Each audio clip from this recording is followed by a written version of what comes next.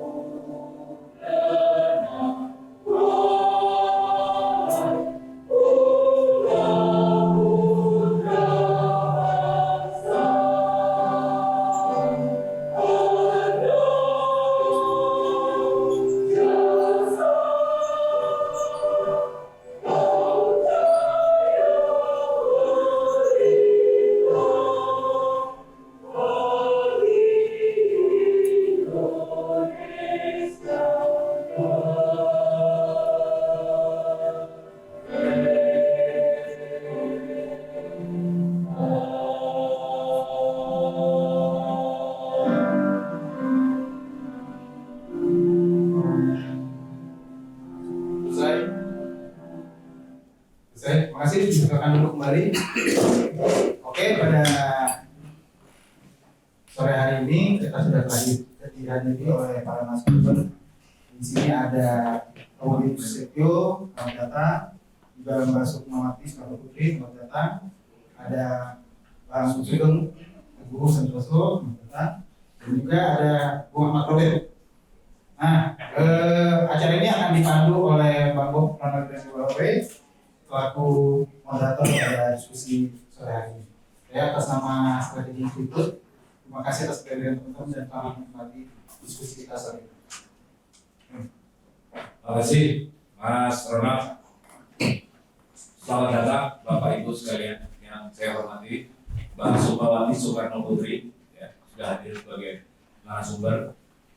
Sedikit saya berikan profiling ya. Pada saat itu Mbak Sukma memimpin atau menginisiatori kelompok Majelis Rakyat Indonesia. Kurang lebihnya nanti Mbak Uma bisa menjelaskan bahwa pada saat itu mari memberi satu dukungan politik yang luar biasa kepada PDI pada saat itu yang dipimpin oleh Megawati Soekarno Putri. Kemudian Romo Beni, rohaniawan.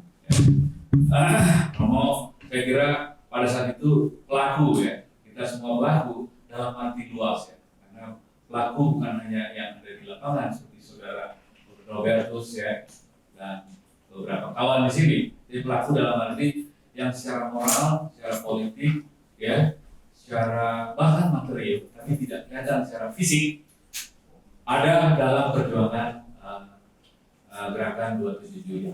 Lalu Mas Sugeng Teguh Santosa, seorang lawyer, pada saat itu juga pelaku juga, Kenapa? Karena beliau membantu tim pembela hukum, pada saat itu.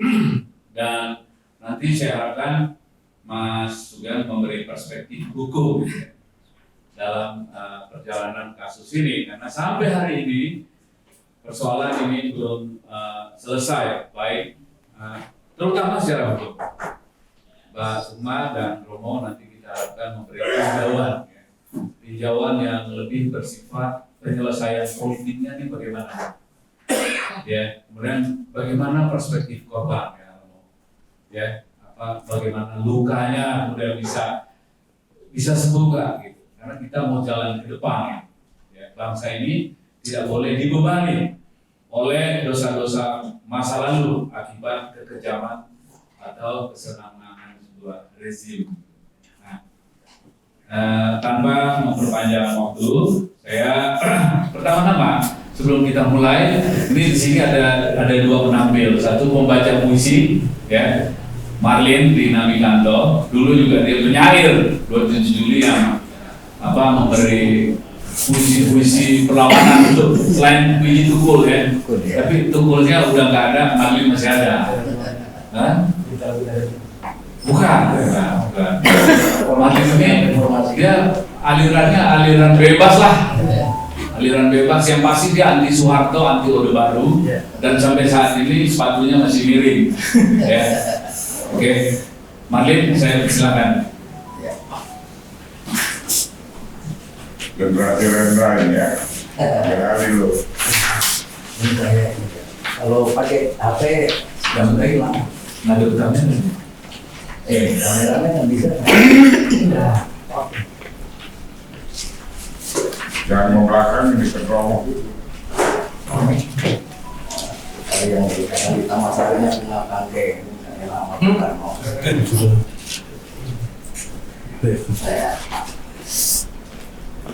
Tidak ada adanya sama kemanusiaan. Yang siapa sekjennya PDI yang Jatim Cipto. oh iya Pak Cipto Udah meninggal. iya Aja. itu sebelum Alex ya. Marlin di Namikanto, tidak ada hal, adanya kemanusiaan. Pak Cipto ganti Alek. Ini bukan ganti Alex. cerita Kembali ya, kembali. Oke. Bukan pula hamparan ilalang, melainkan Waktu itu jadi hampir malam. Iya Ketika wartawan Udin dibunuh, entah oleh siapa, tanyakan saja kepada sepasang mata ular. Ini bukan cerita lembut, bukan pula cerita daging babi, melainkan cerita Bandara Sipol.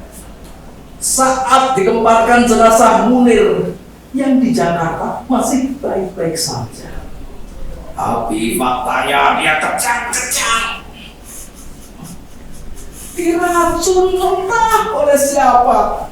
Tanyakan saja kepada sepasang mata ular.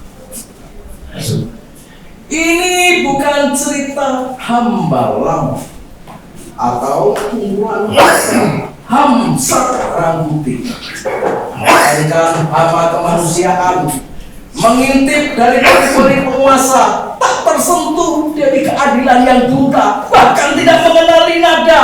Sepasang mata pula dia katanya datang dari Jakarta. Hama kemanusiaan itu telah membunuh kebenaran sehingga kekuasaan terus berjalan. Di ruang gelap hanya sepasang mata pula boleh melihatnya. Maka aku tidak bicara hama, melainkan hama kemanusiaan, tidak tersentuh pedang keadilan. Terima kasih. Bang Alim, terima kasih ya. Kita selamat datang Mas Bambang Harimurti. Ya. Ini ada kawan Antoni ya, Direktur Strategi Institut.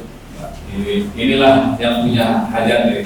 Dulu pada peristiwa 77 mungkin masih mahasiswa semua nih. Kemudian saya bagian yang memprovokasi mereka Bapak gabung di situ dan terlibat di dalam front anti Orde Baru, ya, gitu. Di sini semua saya kira pelaku semua nih dalam tempatnya masing-masing. Saya di sini ada saudara kita Andi Kubul ya, kita panggilnya Andi Kubul, dulu SPIPD ya, organnya Solidaritas Pemuda Indonesia untuk Demokrasi, saudara Burak Giting ya, kemudian Robertus ya, Ketua Posko Pemuda Mahasiswa. Baiklah teman-teman, karena ya untuk mempersingkat waktu, saya persilahkan yang pertama mungkin Mbak Sukma dulu ya, oke? Untuk memberikan cerita ya, pengalaman sekaligus catatan atas peristiwa 277. Silakan Mbak Sukma. Ya, halo. Ya. Selamat sore hadirin semua teman-teman seperjuangan. Saya mau bercerita, tapi saya menceritakan diri saya dulu. Pada waktu itu apa sih saya ini aktivis apa gitu ya. Background saya secara politiknya itu praktisnya apa gitu ya. Jadi saya waktu itu adalah anggota kalau nggak keliru dari Gerakan Rakyat Marhaen yang dipimpin oleh ketuanya Pak Slamet Ginting. Karena itu suatu ormas yang memang Soekarnois yang betul-betul sudah matang, karena Pak Slamet Ginting itu tokoh BMNI, kemudian pernah jadi PNI ya kalau nggak keliru ya, DKI kalau nggak keliru. Oh DPRI ya. Pokoknya itulah Soekarnois banget. Nah terus di suatu pertemuan kita bersama membentuk suatu gerakan rakyat Marhaen secara underground untuk menyusun kekuatan melawan diktator militer Soeharto tersebut. Nah terus kemudian berjalannya waktu PDI mempunyai suatu acara kan waktu itu di Kongres Surabaya ya. Iya. Kalau nggak keliru. Kongres Medan. Medan dulu apa Surabaya? Medan dulu KLB di Surabaya. KLB sama Surabaya. Oh iya ya. 93 Medan. Yang Medan ya. Kemudian kalau nggak keliru itu sekjennya kan siapa yang masih? Oh waktu itu masih Suryadi ya. Suryadi. Masih Suryadi. Saya agak runutnya agak kurang. Jadinya kalau nggak salah Niko. Niko Daryanto. Ya pokoknya terus kita yang di lapangan itu turun ke lapangan itu menolak kan kongresnya di Sumut itu kalau Ya kita menolak Pak. Kita menolak. Menolak kan ya? Hasilnya kita menolak Nah. hasil Kongres Medan. Ya Kongres Medan, kemudian kita kan semua turun ke lapangan Merdeka, lapangan Monas Ya. di situ. Semua aktivis dari dari Gerakan Rakyat Marhaen itu serta juga gitu. Jadi ya saya mengingat waktu itu saya tuh berhenti gitu karena udah penuh sekali, ada Sopan, ada Alex Litai juga di lapangan saya lihat itu terus. Jakob Noya satu lagi. Hah? Jakob Noya. saya nggak lihat waktu itu di lapangan. Saya nggak ingat yang di lapangan ya. di Medan. Terus kan kita di Medan Merdeka Timur ya. Timur ya. Timur menuju menuju Kostrad kalau nggak Kostrad, salah. sebelum Kostrad, depan Waktu Gambir. itu Kostradnya Pak siapa namanya? Kostrandnya, Pak aduh siapa tuh? Kostrandnya ini. Pak Kostradnya kemudian jadi gubernur DKI itu loh. Sutioso. Sutioso. Ya kemudian semua berjalan ke depan begitu. Terus satu-satunya kan dihadang ya di Kostrad itu oleh tentara untuk tidak lanjut ke mau kemana sih waktu itu bukan ke markas apa deh gitu mau memberikan surat akan surat penolakan Kasat, KSAD. kalau nggak keliru. Iya, KSAD. Nah terus saya berhenti Atau di naik, depan gereja Immanuel ya kalau nggak Immanuel. Manuel betul. Gambir. Dekat Immanuel. Iya saya jadi ada di apa tuh halte Gambir depan persis depan gereja Immanuel itu. Saya lihat semua kan ke depan terus dihalangi oleh barikade tentara lah. Terus ada yang bisik-bisik bilang lah ke saya, aduh matanya udah pada merah-merah mbak gitu ya. Udah dikasih koplo lah ya buat supaya beringas gitu ya. Iya terus emang hati-hati loh mereka tuh pakai ini bukannya senjata itu pakai pakai belahan bambu ya. Oh iya. Belahan rotan. bukan bambu ada bambu. Oh, yang terus ditusuk. ujungnya pakai paku. Gitu menurut penyelidikan anak-anak mahasiswa gitu. Terus kasih info ke saya, nggak usah ke depan gitu. Jadi saya ngelihat naik di situ halte gitu. Kemudian dikejar kan, tentara mulai ngerangsek itu seluruh mahasiswa mulai berlarian. Terus dari gerakan rakyat kemarin anggota DKI-nya gitu ada yang udah mulai terluka lah, terus ada yang jatuh gitu dipukul sama itu ya sama bambu berpaku itu gitu. Waduh itu teman-temanku tuh udah berjatuhan di jalan gitu. Terus ya nggak tahu gimana tuh kan terus mendekati halte saya gitu ya. Terus ada pemuda 3 orang gitu, mbak lari gitu kan.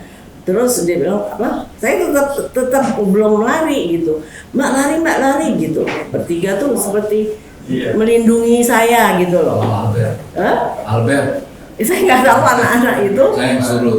Ya gitu. Terus ayo lari mbak. Terus, Pak jangan pak, itu mereka teriak jangan main pukul lagi ini putrinya. Proklamator, tapi kan namanya tentara udah gila ya, udah nggak sadar gitu. Terus akhirnya dipukul mereka pasang punggung ya untuk melindungi saya. Terus saya jadi merasa aduh kasihan ya anak-anak. Larilah saya akhirnya ngumpet di mana sekarang museum nasional galeri Galeri. Dulu kan masih Mendikbud ya.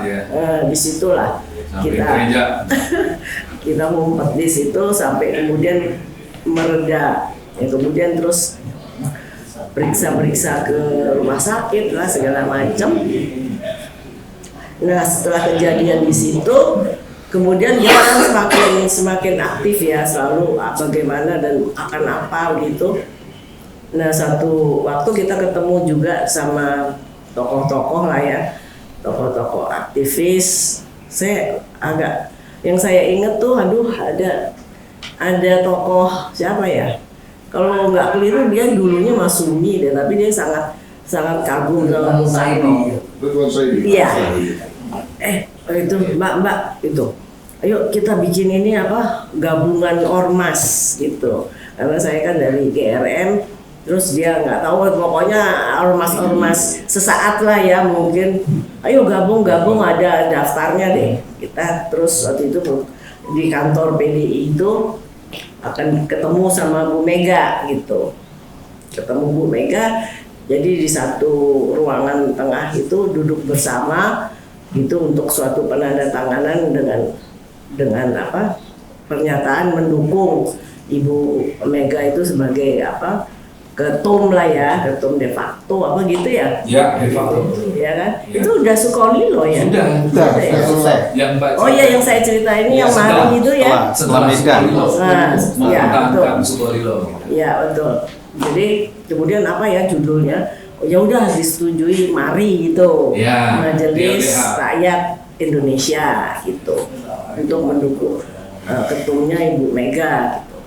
Nah, jadi saya lihat loh, saya cuma satu-satunya apa di gabungan ormas itu perempuan sendiri gitu. Semoga Mbak Yuku masih ingat saat itu ya, gitu. Udah, terus jadinya ya disitulah apa namanya berlanjut lagi. Kemudian di kantor itu dijadikan ada mimbar bebas, ya kan, mimbar bebas dan Pak Ketua GRM yang selalu memberikan apa orasi gitu. Jadi saya nggak tampil kan, saya pikir pimpinan saya Pak Ketua udah ini kan dia kalau pidato enak banget tuh marah-marahnya gitu. Marah-marahnya seru gitu. Ya udah, nah waktu sudah itu ada berapa sebulan lebih ya mimbar bebas itu berlangsung. 2 bulan Mbak. 2 bulanan ya. Ya sudah kurang lebih. Terus tahu-taunya waktu saya di rumah tuh kok saya dengar mau ada apa serbuan gitu untuk mengambil kantor gitu, ada kabar-kabar gitu. Maksud sih gitu. Terus apa namanya, rupanya betul ya terjadi gitu. Kaget juga pagi-pagi terjadi apa penyerobotan apa ambil alih ya, penyerbuan itu gitu kan di media segala macam terlihat gitu. Aduh, heboh gitu ya gitu. Nah, saya waktu itu di rumah sama ada suami saya gitu, sama anak saya masih kecil gitu. Terus waktu menjelang udah gelap itu kemarin sebelumnya apa saya nggak gitu inget banget, tapi suami saya bilang itu ada itu loh, ada 3 orang datang gitu nyari kamu, tapi saya udah bilang kamu nggak ada gitu.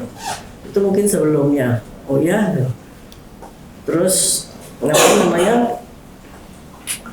malam lagi, satu malam gitu saya dijemput supir sama mobil gitu. Terus ini diutus oleh Pak TK dan Ibu gitu. Terus kenapa? Iya supaya jangan di sini tapi tinggal di Kebagusan. Jadi waktu itu saya ya pergi sama anak saya yang kecil, karena suami saya bilang enggak, saya tunggu di sini, saya tunggu di rumah. Jadi saya pergi sama anak saya diungsikan ke Bagusan. Iya, rumah. Jadi saya menginap di situlah beberapa minggu gitu, dengan selalu ada laporan situasi kondisi gitu. Ya itulah kurang lebihnya yang saya ingat dan tragedi yang terjadi gitu ya, cerita ini laporan begini begitu. Jadi ya menyedihkan sekali dan mengagetkan sebagai suatu peristiwa yang tragis ya. Tapi ya begitulah namanya diktator militer bertindaknya. Cuma saya setelah itu secara analisa politik saya gitu ya, ini tidak selesai sampai di situ. 96 ini pemicu dari tragedi 27 Juli ini, itulah pemicu untuk rakyat yang udah muaknya udah sampai sini tuh, udah bosan, udah marah gitu, makin naik, klimaksnya 98. Jadi klimaksnya itu di 98 betul-betul udah menggeser Soeharto. Jadi itu mata pelajaran politik yang saya terima dari 96, terjadi suatu pemicu yang dahsyat, terus naik klimaksnya 98, Soeharto tersingkir. Itu saya kira itu. Oke. nanti kita lanjutkan dalam diskusi ya, Mbak Sukma ya, Iya. tanya jawab ya. Tapi demikian satu paparan singkat yang saya kira cukup clear ya, Mbak, bagaimana pada saat itu Mbak Sukmawati Soekarno Putri pun dipentung oleh tentaranya Soeharto yang nggak peduli mau siapa, pokoknya dianggap mengancam kekuasaannya, itu akan dipentung juga gitu. Ya itu mereka mabuk ya kayaknya, Ya, matanya itu, merah sih ya. Kebetulan ya kita dan teman-teman lah dari Posko Pemuda dulu yang menyediakan punggung untuk dibentuk gitu. Saya ingat dulu saya minta si ada Albert ya, Bede. Nah, saudara Robert ini dulu ketua Posko Pemuda ya. Tempat kita semua terkumpul di situ, termasuk semua lah, PRD, Smith dan lain-lain ya. Ada satu lagi ada. Sebelum itu ada tersendiri PRD. Oh, tersendiri. Beda, Ada ya? satu lagi pemuda tinggi gitu orangnya siapa Karena ya? dia sama karena dia kesini Saya lupa namanya. Ini masuknya dari mana? Dari Intel kita nggak tahu. Ya. Ini dari mana? Ini sendiri. Waktu itu Sebentar. Biar kita selesaikan ya. Sorry kalau ada namanya udah 27 tahun, jadi udah sedikit-sedikit ini Pak ya, kita ya pada detail peristiwa, makanya kita di sini saling meluruskan. Oke, dulu lawan kita adalah Orde Baru dan Soeharto beserta aparatusnya. Oke, di luar itu front perlawanan. Nah, sekarang kita ke Romo ya. Oke, saya minta kalau bisa mau perspektif kemanusiaan. Lukanya bisa sembuh nggak sampai hari ini? Dan makin baik nggak sih nasionalisme kita setelah Ini bisa berokok ya PKS. Oke. Ya, yang saya muliakan Mbak Sukma, para pembicara dan teman-teman sekalian. Kalau bicara luka, apa sembuh atau tidak, ada satu proses dalam rejim-rejim otoriter. Itu luka itu kan tidak pernah disembuhkan. Karena rejim-rejim otoriter itu selalu memelihara yang namanya power kekuasaan itu. Dan untuk apa? Menutupi dosa masa lalunya. Jadi tidak ada rekonsiliasi yang sempurna tanpa ada permintaan maaf. Rekonsiliasi itu kan suatu pengakuan dosa ya, sadar, tahu, dan mau. Tetapi selalu rejim-rejim otoriter yang berkuasa itu menyangka. Dan itu kan terjadi. Di balik semuanya itu, kalau kita mau jujur, ini kan ada sebuah budaya kepalsuan yang ditampilkan. Karena tidak ada pengakuan rasa nyesal, rasa bersalah, dan mengakui bahwa peristiwa itu terjadi. Sehingga tidak mungkin sebuah rekonsiliasi itu menyembuhkan luka. Misalnya Jerman, bagaimana kekejaman Hitler, itu kan ada sebuah kesadaran dari masyarakat untuk mengakui. Kemudian dibuatlah monumen itu. Kemudian kasus Afrika, itu kan juga ada pengakuan, penyesalan dengan rekonsiliasi sosial. KKR kita kan batal terus. Persoalan kita ada apa? Kan ada hegemoni kekuasaan yang kuat. Yang saya sebut ya rejim otoriter itu. Apalagi kalau rejim otoriter itu berkuasa lagi, itu akan membuat luka sejarah tidak pernah tersembuhkan. Lah, yang berbahaya adalah generasi X dan Z itu tidak mengalami luka itu dan menganggap masa lalu adalah masa lalu. Jadi kekejaman itu nggak pernah ada di memori kita. Kita waktu itu kan masih kecil. Saya waktu itu mengalami itu kan karena peristiwa setelah itu kan peristiwa pembakaran gereja 10 Oktober 96. Mulai saya dengan Gus Dur kan setelah 27 itu rancetan kan. Terus kami itu hampir ratusan, hampir 1000 gereja lah terbakar. Itu yang kami bikin dengan terkota ini kan, catatan hitam kan. Lah itu kami ngalami cerita dari Gus Dur itu. Lah Gus Dur cerita waktu itu 26 itu katanya Gus Dur itu masih ada misa. Karena kan itu masyarakat datang kan. Jadi teman-teman waktu itu kan saya tinggal waktu itu masih di Malang. Terus saya tinggal tugas di situ pondok. Waktu itu belum Juli, 27 Juli masih setelah meletus itu saya di situ Bondo. Rekonsiliasi. Nah itu saya ketemu Gus Dur karena persahabatan dengan Romo Mangun. Itu ada rentetan kasus santet, kasus beruntung lah itu. Beruntung. Nanti sebenarnya gini, kita melihat watak otoriter itu ya Memang begitu. Lah sekarang persoalan apakah luka akan sembuh atau tidak tergantung dari kekuatan konsolidasi masyarakat sipil. Ketika konsolidasi masyarakat sipil gagal seperti ini, ya nggak akan mungkin kita menyelesaikan kasus asasi manusia itu tanpa kekuatan tekanan dari luar. Dan kita belajar dari siapapun kan kita gagal.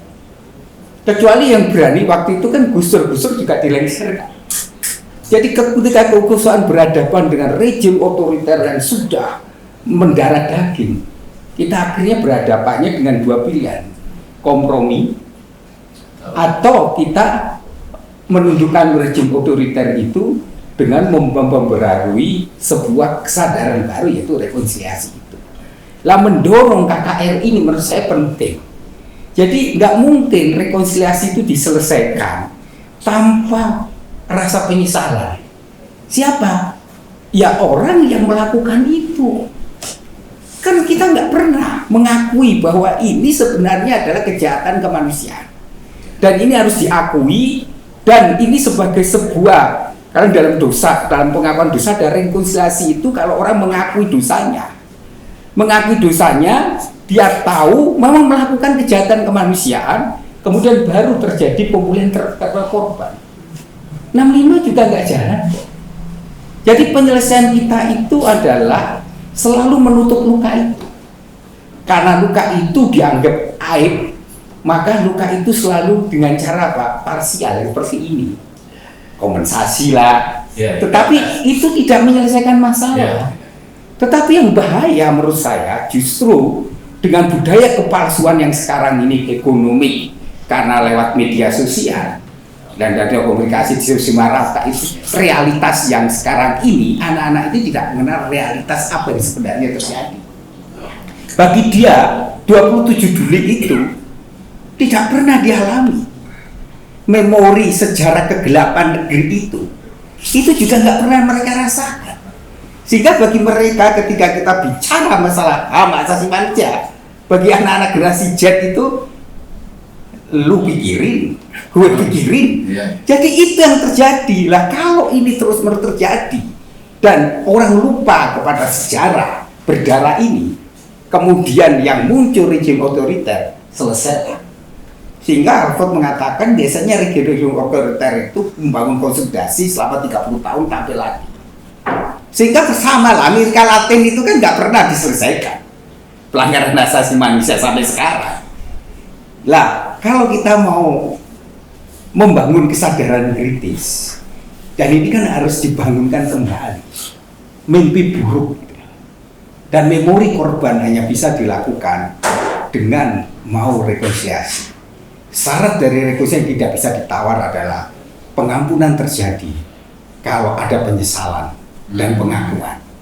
Dan ini yang kita dorong sebenarnya, sehingga kita mendorong pemerintahan Pak Jokowi melakukan ini. Ketika masa terakhir dia berani mengatakan itu, dan itu tidak mengulangi kembali, sehingga orang-orang yang melakukan kejahatan itu juga harusnya juga mulai keberanian itu baru rekonsiliasi. Sehingga ada pemulihan hak korban. Orang korban itu kan sebenarnya mereka luka, dan luka itu tidak pernah terobati karena tidak ada yang bertanggung jawab siapa yang melakukan kejahatan. Ini persoalan kita. Saya akan tutup dengan puisi pendek. Luka menanah dan menetes tak akan berakhir, karena sejarah kelam tak pernah diingat. Memori pendek tak pernah menjadi ingatan kita, karena kita bangsa pelupa, bangsa yang melupakan peristiwa keji, dan peristiwa keji itu seolah-olah antara ada dan tiada. Kesadaran palsu ditanamkan sehingga kita tak pernah bersuara lagi, karena kita tak pernah memiliki kesalahan. Hanya satu kata, mari kita lawan, dan hanya satu kata, kita harus merombak tanpa merusak, dan itu adalah pilihan bagi para pejuang kemanusiaan. Mohon maaf bila ada sesuatu yang kurang berkenan. Terima kasih. Mantap. Panas sekali. Jadi Romo ini memberi kita perspektif kemanusiaan, bahwa memang rezim yang dulu menindas itu belum mengakui, ya itu kira-kira belum ada pengakuan, sehingga rekonsiliasi belum memenuhi syarat untuk dilakukan. Kita tunggu itu, teman-teman. Pada hari ini di tempat yang berbeda juga peringatan 27 Juli ini dilakukan. Ya, salah satunya di LBH ya. Itu ada teman-teman di sana, ada Wilson, ada Petrus kalau salah ya. Nah, ya, kita beda gubernur tapi satu inilah, satu cita-cita ya. Di Utang juga ada ya, dan nanti saudara Robert bisa cerita. Ini korban nih, dan ini korban dulu.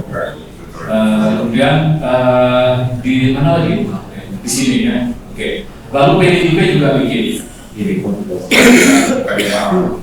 Baik, sebelum kita ke lawyer ya, Mas Sugeng, saya minta Robert memberikan sini testimoni dari perspektif korban. Lalu kemudian Mas Sugeng bisa memberikan bagaimana sih penyelesaian hukumnya, karena politik kan juga harus diberi hukumnya, artinya penyelesaian hukumnya harus tuntas sampai sejauh mana. Tapi perspektif korban kita perlu dengar juga ya. Oke, saudara Robert, 5 lembar ya, banyak ya, cukup ya. Oke. Lima aja. Ya, assalamualaikum warahmatullahi wabarakatuh.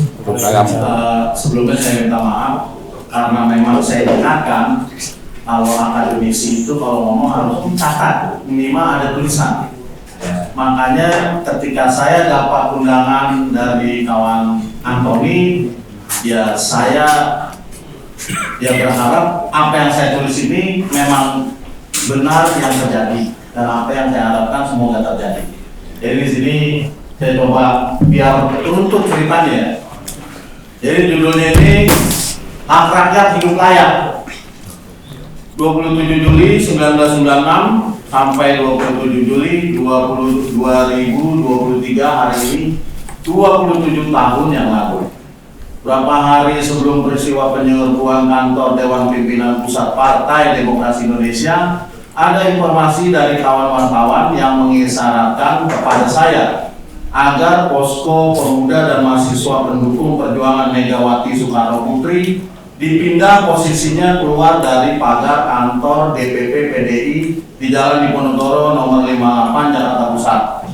Hal tersebut disampaikan mengingat informasi yang ia dapatkan akan adanya penyerbuan atau pengosongan kantor DPP PDI tersebut secara paksa. Namun mengenai kepastian harinya tidak diketahui. Untuk itu saya dan kawan-kawan yang tergabung dalam posko tersebut diminta untuk waspada. Kawan tersebut mengingatkan saya karena ia mengetahui bahwa saya pada saat itu merupakan ketua posko pemuda dan mahasiswa pendukung perjuangan Megawati Soekarno Putri. Jadi sebelum peristiwa itu saya sudah diinformasikan dan saya sudah menginformasikan juga kepada kawan-kawan yang aktif di posko itu untuk tidak selalu di dalam, tapi keluar. Nah pada saat itu ada tuh yang namanya pantry ya, dia keliling dengan ini, rupanya benar ada truk di mana-mana. Di bawahnya itu pada tidur orang, nggak tahu perkara apa-apa. Nah, keberadaan posko pemuda dan mahasiswa pendukung perjuangan Megawati Soekarno Putri ini posisinya tidak termasuk dalam struktur kepartaian. Ia berada di luar partai yang bertujuan mendukung perjuangan Ibu Megawati Soekarno Putri yang kami anggap sebagai simbol perjuangan melawan rezim Soeharto. Makanya lewat posko pemuda dan mahasiswa pendukung perjuangan Megawati Soekarno Putri ini kami menghimpun aspirasi masyarakat yang menginginkan adanya perubahan yang signifikan atas demokrasi yang dikekang pemerintahan pada saat itu. Pembentukan posko tersebut memang tidak ujuk-ujuk ada, melainkan melalui proses pergerakan aktivis mahasiswa dan pemuda yang secara alami dan dari tahun ke tahun sebelumnya dalam memperjuangkan demokrasi di Republik ini. Suatu ketika saya diajak untuk ngopi di kafe belakang kedutaan besar Palestina yang menuju stasiun kereta api ini oleh para senior aktivis kampus ya, diantaranya Bob dan kawan-kawan yang ada di sini semua. Itu di sela pertemuan tersebut saya ditunjuk untuk menjadi Ketua Posko Pemuda dan Mahasiswa pendukung perjuangan Megawati Soekarno Putri. Karena memang suasana pergerakan perjuangan pada saat itu sangat kental, dengan sigap saya mengiyakan untuk menjadi Ketua Posko Pemuda dan Mahasiswa pendukung perjuangan Megawati Soekarno Putri. Dengan tugas pergerakan yang diamanahkan pada saat itu, saya berusaha menyerap aspirasi dari masyarakat yang berdatangan ke kantor DPP PDI tersebut, terutama bagi mereka yang hadir ke gedung tersebut yang merupakan simpatisan terhadap perjuangan Ibu Megawati Soekarno Putri saat itu yang dianggap dizolimi oleh penguasa. Mereka yang bukan merupakan anggota atau simpatisan Partai Demokrasi Indonesia yang hadir ke sana silih berganti mengisi daftar hadir yang kita buat. Bahkan ada yang dengan sukarela menjadi anggota dari Posko Pemuda dan Mahasiswa pendukung perjuangan Megawati Soekarno Putri dan ikut menginap di posko yang kita bentuk itu. Beragam elemen masyarakat dari tokoh masyarakat hingga rakyat kecil ikut mendukung perjuangan Megawati Soekarno Putri lewat Posko Pemuda dan Mahasiswa pendukung perjuangan Megawati Soekarno Putri. Banyak informasi dan arahan kepada saya mengenai apa yang harus dilakukan dalam perjuangan mahasiswa dan pemuda di kantor tersebut. Memang sulit membedakan mana lawan dan kawan pada saat itu. Namun ada satu hal yang dapat membedakan, yaitu kepentingan. Banyak kepentingan di sana yang pada akhirnya saya dapat mengetahuinya setelah peristiwa itu berlalu beberapa tahun kemudian. Ada yang jadi ini dan itu, serta ada juga yang masih setia pada perjuangan rakyat. Kepentingan yang sangat signifikan dalam perwujudannya adalah menjadi penguasa di Republik ini.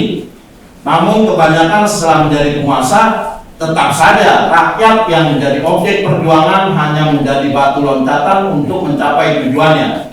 Terbukti dari sekian rentetan pergantian kekuasaan, kehidupan rakyat tidak jauh berbeda dari sebelumnya yang katanya diperjuangkan. Masih banyak dari dulu hingga kini anak usia sekolah yang harusnya menikmati usia sekolah di sekolahan, mereka lebih banyak menikmati usia sekolah di jalanan.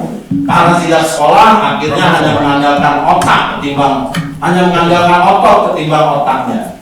Karena lebih banyak kehidupannya di jalanan, akhirnya masa depannya juga tergantung di jalanan. Maaf, ada yang menjadi pengamen, badut-badutan, ngemis, bahkan juga ada yang jadi tukang palak, begal, dan lain sebagainya. Sekilas cerita kehidupan saya dulu, sewaktu masih anak-anak. Orang tua saya itu kalau pulang kerja, yang dibawa pulang adalah oleh-oleh makanan dan buah-buahan dengan wajah ceria. Namun sekarang banyak kita saksikan, banyak para orang tua sewaktu pulang bekerja yang dibawa pulang ke rumah tidak lepas dari gelas plastik dan botol air mineral bekas dengan wajah lusuh dan kusut. Artinya kesejahteraan yang dijanjikan oleh para penguasa yang merasa memimpin Republik ini masih jauh dari yang diharapkan sebagai masyarakat yang sejahtera.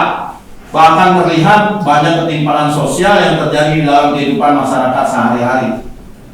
Kewajiban mereka para pemimpin untuk mensejahterakan rakyat, mencerdaskan kehidupan bangsa, menjamin kesehatan dan keamanan masyarakat seperti yang diamanahkan Undang-Undang Dasar 1945 tidak berjalan sebagaimana mestinya panduan bernegara.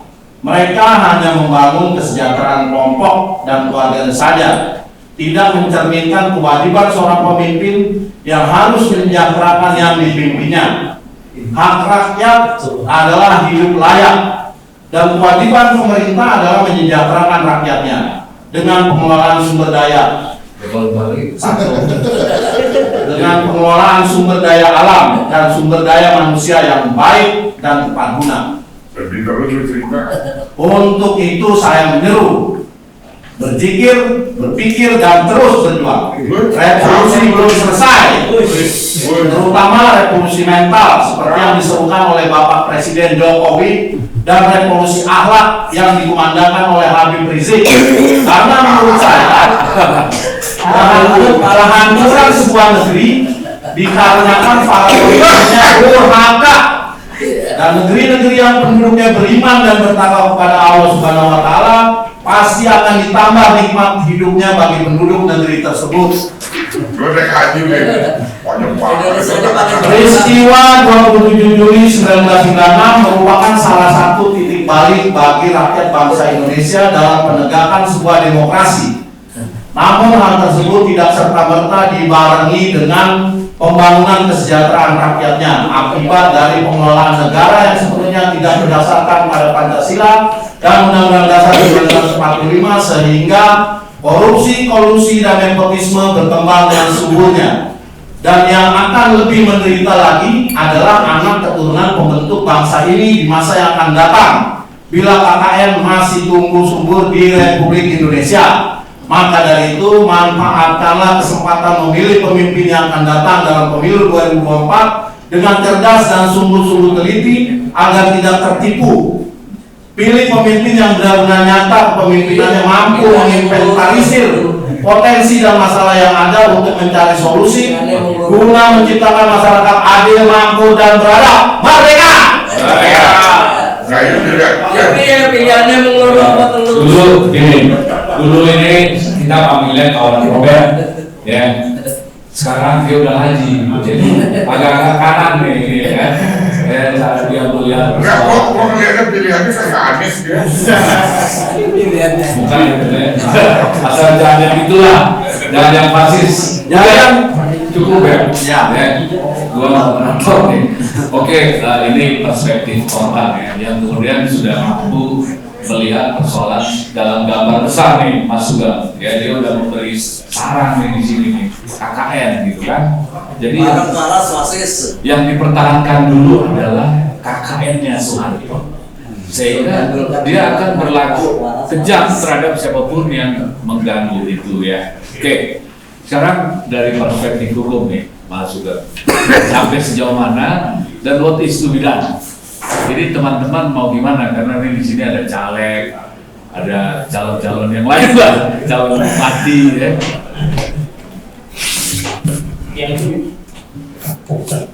Oke ya, saya mulai dari tadi Mas Romo Beni itu ngomong soal perspektif kemanusiaan.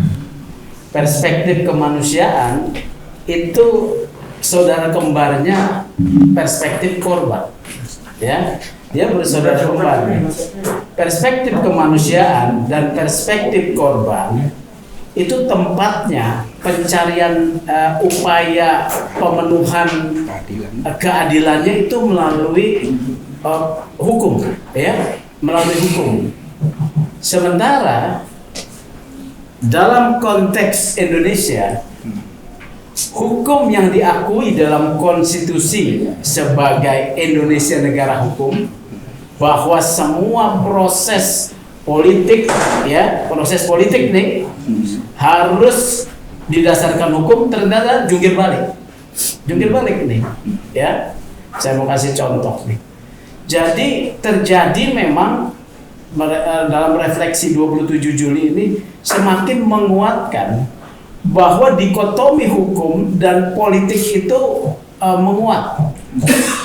Momentum 27 Juli itu salah satu saja nih ya. Momentum 27 Juli itu adalah salah satu momentum yang menyokong berdirinya satu organ politik, ya. Organ politik yang bisa menentukan hitam putihnya negara Indonesia, yaitu PDI Perjuangan, ya. Ya, kan menjadi momentum penyokong salah satunya ini ya. Walaupun ada Kongres Surabaya, ada segala macam perjuangan bersama lah. Tapi itu momentum yang menyokong berdirinya satu organ politik, organ kekuasaan yang sebetulnya bisa membuat hitam putih, apalagi cuma untuk pemenuhan perspektif kemanusiaan dan korban. Tapi ini tidak inline. Ketika kekuasaan itu dipegang, ya, itu tidak inline. Hak korban, kemanusiaan, pelanggaran HAM itu kemudian hanya menjadi bagian yang dilupakan saja, karena dia memerlukan, ya, organ kekuasaan ini memerlukan stabilitas untuk dirinya dan juga stabilitas organ-organ kekuasaan lain untuk sekedar memiliki kekuasaan, bukan memperjuangkan kemanusiaan, hak korban, apalagi keadilan. Ini contoh ya, Presiden telah menerbitkan surat keputusan penyelesaian pelanggaran HAM berat non judisial ya. Di dalam surat keputusan presiden tentang pembentukan ad hoc penyelesaian pelanggaran HAM non judisial itu hanya memuat 12 pelanggaran HAM. Dilalahnya kasus 27 Juli tidak termasuk. Iya. Tidak termasuk. Komnas HAM itu keputusan. Ya, beda keputusan Komnas HAM dengan keputusan politik pemerintah. Coba nanti dilihat ya. Pelanggaran HAM berat mana saja yang masuk? Itu 65, Palangsari, Wasior, kemudian Aceh ya. Munir ya. Jadi disortir. Tetapi kasus 27 Juli tidak. Itu pasti sudah terjadi begitu, karena ketika organ kekuasaan politik yang dibentuk yang namanya PDIP memperoleh suara besar pada masanya 99, 2001 dan presiden waktu itu adalah ketua umumnya, ya. Tuntutan para yuris nih, kami adalah yuris itu berbicara tentang equilibrium timbangan keadilan. Kemanusiaan korban ya harus yang sudah terpuruk harus dinaikkan timbangannya. Kemudian para pelaku ini harus kemudian diturunkan. Makanya di sana kalau berbicara perspektif yuris waktu itu kenapa kami membela 27 Juli? Karena perspektif lawyer adalah di mana ada orang yang sedang ditindas, dia harus berdiri di sana. Ya, sebagai pembentuk kode etik advokat, ya. Kerja lawyer adalah kerja memperjuangkan kebenaran, keadilan dan hukum. Maka kami akan selalu ada di mana ada orang ditindas. Tapi sebetulnya hari ini saya nostalgia loh, Bob. Ya. Nostalgia ketemu teman-teman bukan sebagai pembicara. Karena apa? Ya.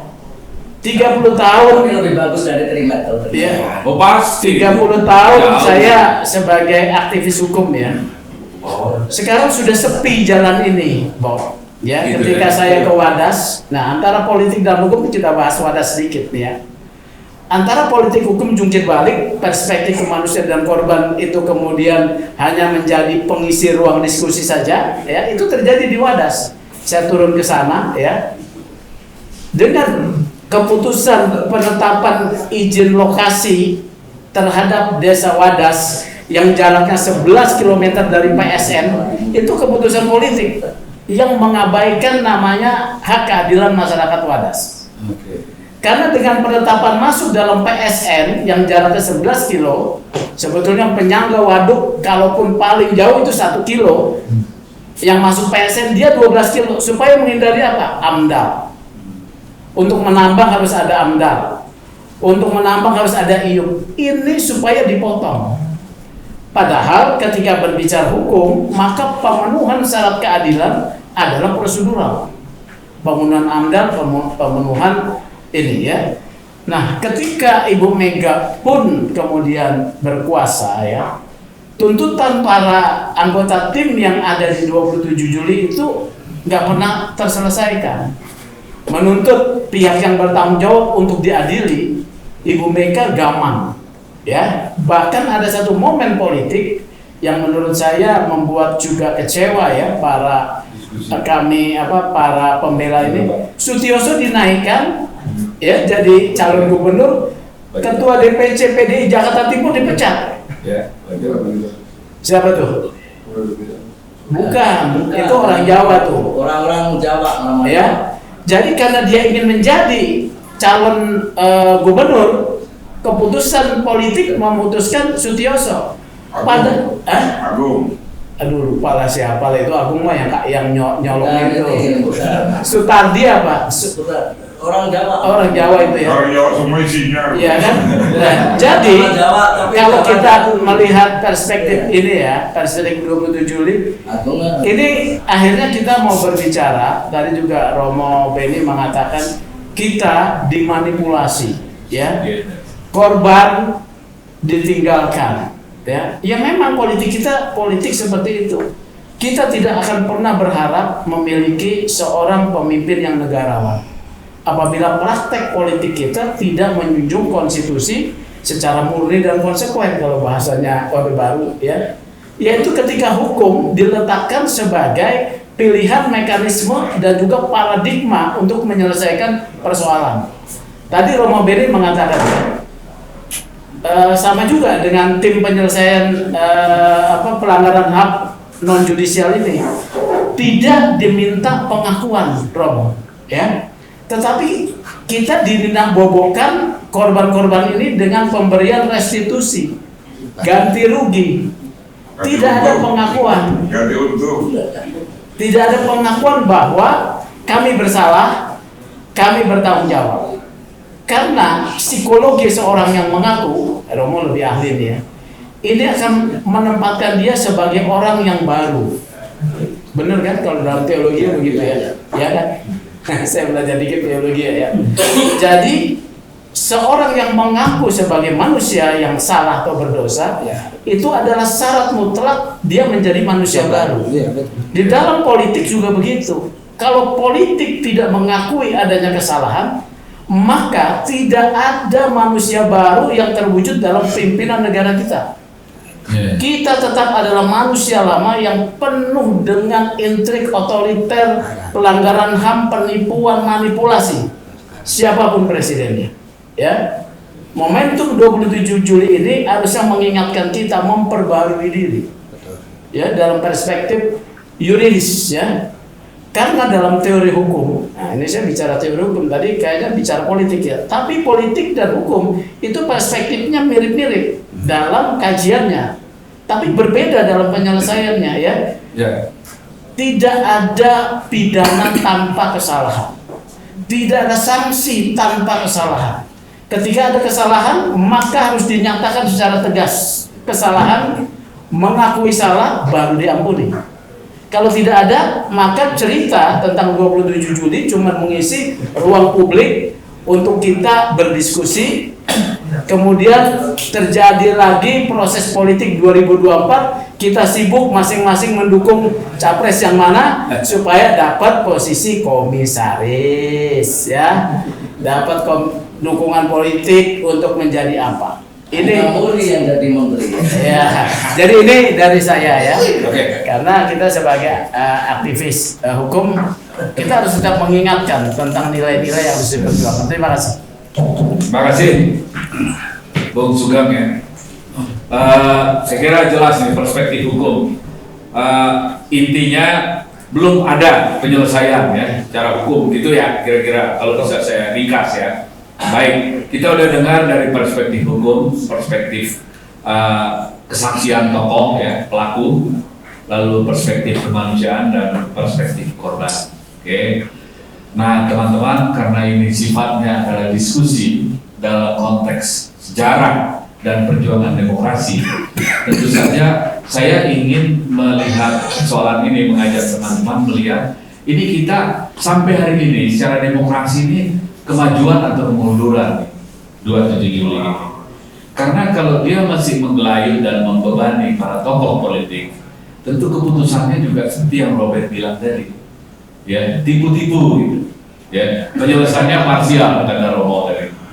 Nah, saya minta nih, di sini ada banyak tokoh lah, ya, dan juga saya kira mayoritas pelaku di sini, teman-teman ya. Saya kasih ya nggak usah lama-lama lah ya, 2-3 orang gitu kalau mau ngasih testimoni dan catatan terhadap ini ya. Dan ingat kita acara ini kita rekam dan kita akan publikasikan ke media melalui strategi channel. Ada TV, ada apa ini. Jadi forumnya kecil tapi resonansinya besar. Boleh juga tuh caleg-caleg. Coba Ibu Marlin dulu ya. Terus oh ya, ini ada saudara Burak. Dulu waktu Robert di Uber-Uber, ya kita evakuasi ke vilanya Pak Slamet Ginting di Cibogor dulu lagi. Oke, Saudara Burhan juga silakan kalau mau bicara. Ada kamera.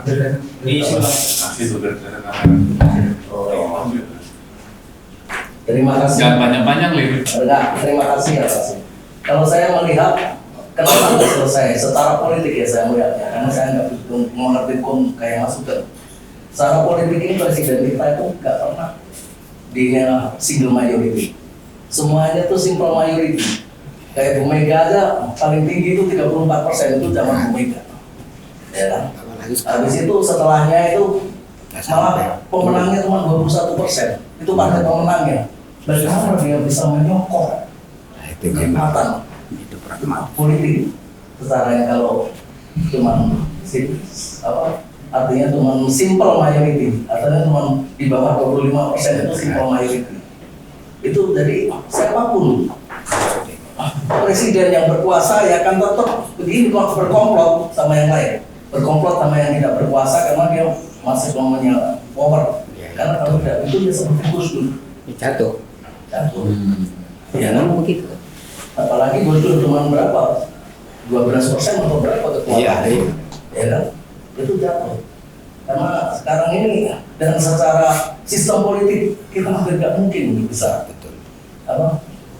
jadi sekarang ini penyelesaiannya itu bagaimana kalau secara politik ya bisa mungkin. Terima kasih. Oke. Itu ini. Secara politik nyaris mustahil ya, sampai kapanpun ya. Oke. Selanjutnya saudara ini anti gubernur caleg, tapi dulu pelaku.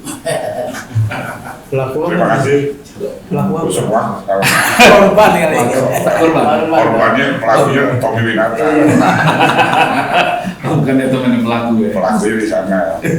Jadi gini, saya pikir urutan ceritanya saya menggarisbawahi Romo, penegakan hukum nggak akan pernah selesai. Tapi saya tak balik dengan Marlin. Simpel sebenarnya apa yang dulu kita gaungkan demokrasi. Hari ini jadi sendinya demokrasi. Dan bisa nggak kecuali tegas kayak Gus Dur, A, B, B, mau apa republik ini. Nah tapi kan nggak mungkin.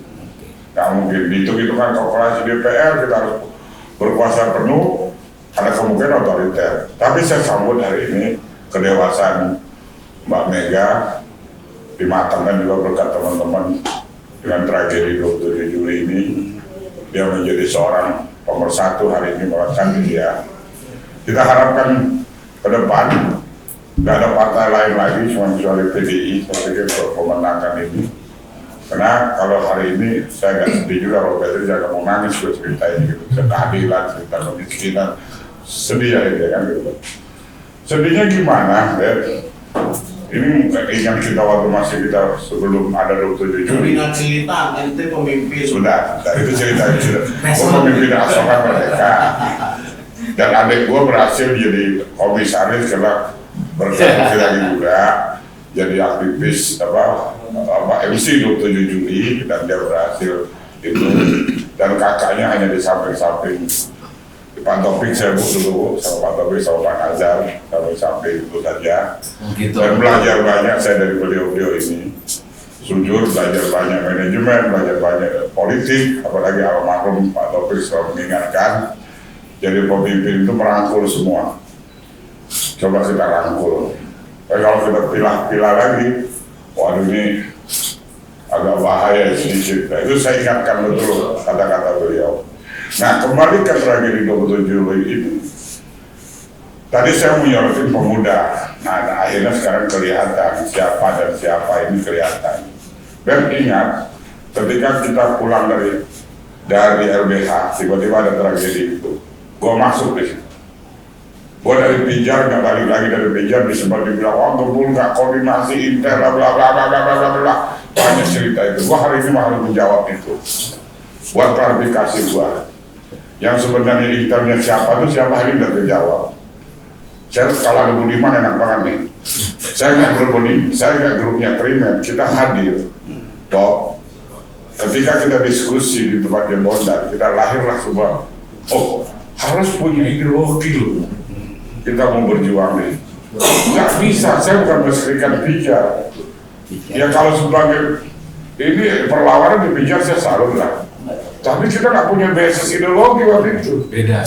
Nah, ketika saya menyatu di teman-teman di Pak Naskon dan almarhum, kita berangkat bareng-bareng bikinlah pos pemuda itu. Dan ingat loh, Pijang maupun PRD, ketika belum terjadi satu chemistry dengan kita soal ideologi Pak Romo, kita usir loh Lima dari atas, turun loh, gue bilang. Turun loh, Idris mau teriak-teriak pakai pergi loh, karena kita nggak mau lagi dengan istilah dulu, oh ini kelompok sosialis, ini kelompok ini. Loh, saya bilang, iya benar juga. Pak Sukma dan saya buktikan hari ini, perjuangan tanpa ideologi, perjuangan tanpa, sudahlah benar Bung Karno itu melahirkan dengan the founding father-nya. Kembalikan ini dulu deh, mau cerita ke kesejahteraan, menceritakan ini, mas keadilan hukum. Nah, kalau yang mimpin oleh Yusril, kalau yang mimpin model Prabowo, ya udah dia ngambang aja nih. Antara lagi si Bewo. Konsepnya bisnis aja otak dia. Apa yang dia musuh sama Jokowi sekarang? Soal nikah kok ribut dengan ini? Keusir dari situ. Keusir dari situ. Nah, apalagi Anies, saya kaget juga lu ngikutin Rizik tadi. Gue mau berangkat dia ke Aram. Waktu itu gue sebut Jokowi juga dong. Gue sempat diperintahkan Mas Romo. Kami waktu itu di Bia Banteng Muda Indonesia. Saya megang komando dan dilatih untuk komando itu untuk menyeser itu semua ke Arab semua. Pulang darat digebukin lagi, akhirnya ketemu kan gitu. Karena seorang Munarman sendiri sebetulnya orang Palembang yang dia sendiri sebetulnya loyal dari PDI di Palembang. Cuman ini orang setelah almarhum meninggal, nah, kehilangan ini, itu kawan kita Munarman. Jadi saya pikir saya nggak mau membangga-bangga saya kerja apa, nggak usah lah. Hari ini Marlin dengan bahagianya masih ada almarhum dulu. Lu kerja di media sekretaris MPR, lupa dia aktivis. Kalau udah kerja di sana itu kan pagi bangun. Ini nggak bisa, jam 5 dia datang, ini pecat. Hal yang kayak begitu tuh kita lupa. Saya berani jemput ke Marlin tuh, saya tahu sebelumnya. Mana TNI, kita buka di sini deh. Jangan ngomong ini, apalagi Budiman Sujatmiko dan lain-lain. Gua hari ini namanya Nibul akan keluar dari sarangnya. Kenapa? Panglima Perang gue sekarang Puan Maharani. Kenapa gue bilang kalau Puan Maharani? Itulah yang gue. Bukan Mas Pino. Bukan Mas Pino. Itu Bargini. Banyak dia. Mas Pino itu Bargini anak muda yang harus. Hari ini yang lucu jadi tiba-tiba Arab bikin kegiatan. Padahal di sana TMP sudah dipimpin oleh cicitnya Ibu Mbak Puan si yang calon ini kan TMP sekarang. Dipimpin gerakan lagi di Bekasi hari ini. Ini ada apa ini? Nah, kembalikan 27 Mas Wo, ada satu forum lagi yang kita bahas. Harus itu forum lagi. Kita ini gabung kena ideologi. Yuk kita pecahkan ini. Saya setuju tadi Mas soal kalau mau merubah ke depan pemimpin Ganjar bisa kan gitu maksudnya. Harus ada penegakan hukum, baru. Saya berani tahu Ganjar kalau soal itu. Selesaikan 27 Juli. Datang ke rumah kan Ganjar. Datang ke rumah Mas. Datang ke rumah ngopi, goes sama kita. Ya kira-kira gitu saya pikir Bob jangan berhenti untuk strategi. Karena saya tertarik kata Romo tadi, Gizen itu nggak pernah tahu. Memang. Milenial nggak pernah tahu. Saya hari ini di Depok Bekasi punya 3.000 anak Gizen. Saya dicekkan KP, mari datang ke sana. Nggak pernah tahu. Memang. Dia nggak mau tahu. Saya ke Aceh. Kata orang Aceh cerita Aceh lagi. Gue benci Magdam, gue nggak ada pernah selesai kita orang Gizen di pasti masuk PDI semua Mas. PDIP. PDI Perjuangan Pak. PDIP. Nggak ada PDIP-nya. PDI Perjuangan masuk. Karena inilah partai ini, rokok-rokok ini. Terima kasih Bu Sukma. Terima kasih banget sejarahnya tadi. Thank you. Terima kasih Mas Romo. Sama-sama. Saya mau kasih komentar tentang analisa politik Bagi saya dari analisa politik tersebut bahwa pemicunya memang di 96-27 Juli. Gitu ya. Ini anak-anak muda yang masih gagap, bengong gitu, tahu ada sesuatu yang nggak adil, sesuatu yang kalau yang jadi ada generasi kan yang masih blow on, tapi ada yang kita ini udah marahnya tuh udah di sini, cuma dernya itu baru di 27 Juli. Kemudian seperti bola salju lagi kan. Bola saljunya 27 Juli menggelinding 2 tahun. 98 klimaksnya. Nah itu kalau mau dilihat dari suatu proses tersebut itu menang kita gitu loh. Karena yang bermain siapa lagi sih? Lagi Adian, lagi Budiman, lagi Pijar, lagi Semit. Kan mereka lagi yang bergerak, yang tahu urusan politik gitu loh. Jadi begitu bisa menggulingkan rezim diktator militer itu suatu kemenangan gitu loh. Tinggal ada perbaikan-perbaikan sampai adanya amandemen. Nah ini ada amandemen itu mesti hati-hati loh. Ini sudah rada-rada kebablasan ya gitu loh. Kalau ideologi negara jaga itu dan lestarikan abadi, nggak ada lain Pancasila. Gitu. Dan ini nanti ya ini akan terus mau diganggu-ganggu terus Pancasila. Ya jangan sampai gitu. Jadi suatu kemenangan terus seperti juga contoh masa-masa diktatorship itu dipotong, nggak boleh deh berkelanjutan rekayasa Golkar sampai berapa kali menang melulu zaman Soeharto, itu nggak benar. Jadi dibatasi 2 kali periode, itu kan ada suatu perubahan. Tapi bagaimana amandemen itu amandemen Undang-Undang Dasar ya. Terus di amandemen makin kebelas, hati-hati jangan sampai Pancasila dirusak lagi. Itu. Jadi bagi aktivis-aktivis yang harus waspada, terus revolusi belum selesai, revolusi Pancasila itu sendiri jangan sampai digeser ke kadron-kadron yang bermimpi untuk suatu negara Islam. Yang selalu saya udah jadi serangan mutlak mereka ya. Saya adalah target tembak gitu loh. Gila itu waktu saya diperiksa tuh soal puisi. Mereka mana tahu sih ke seni budaya nenek moyangku gitu loh, yang asli saya selalu banggakan, saya selalu gembar-gemborkan gitu. Dibilang menista dan apa menista, akhirnya kan nggak ada pidananya. Mereka yang menista nenek moyang kami. Dan itu kan waktu mereka itu kadrun-kadrun di lapangan Bareskrim, depan Bareskrim itu di Merdeka Timur itu kan waktu itu numpang dulu di situ. Ya, polisi itu posternya itu spanduknya gambar saya dengan target tembak loh. Coba nenek-nenek kayak gini dibikin poster kayak gitu. Kita diperintahkan awal waktu itu. Kapan kan? Banyak kawan. Tapi tapi kan artinya kan propaganda. Lagi pula kan ini kan tempat polisi, jadi ya sudah percayakan pada polisi yang selalu jadi garda terdepan kalau urusan bentrok di lapangan gitu. Jadi tolong pesan saya hati-hati. Ini amandemen jangan sampai Pancasila mau diubah-ubah. Itu sudah satu-satunya warisan para pejuang kemerdekaan ya, yang mereka bisa wariskan kepada generasi penerus ini. Makasih Pak. Mas GHM. Habisnya atau nih ya. Terima kasih. Nah ini ngomong ada Romo Beni.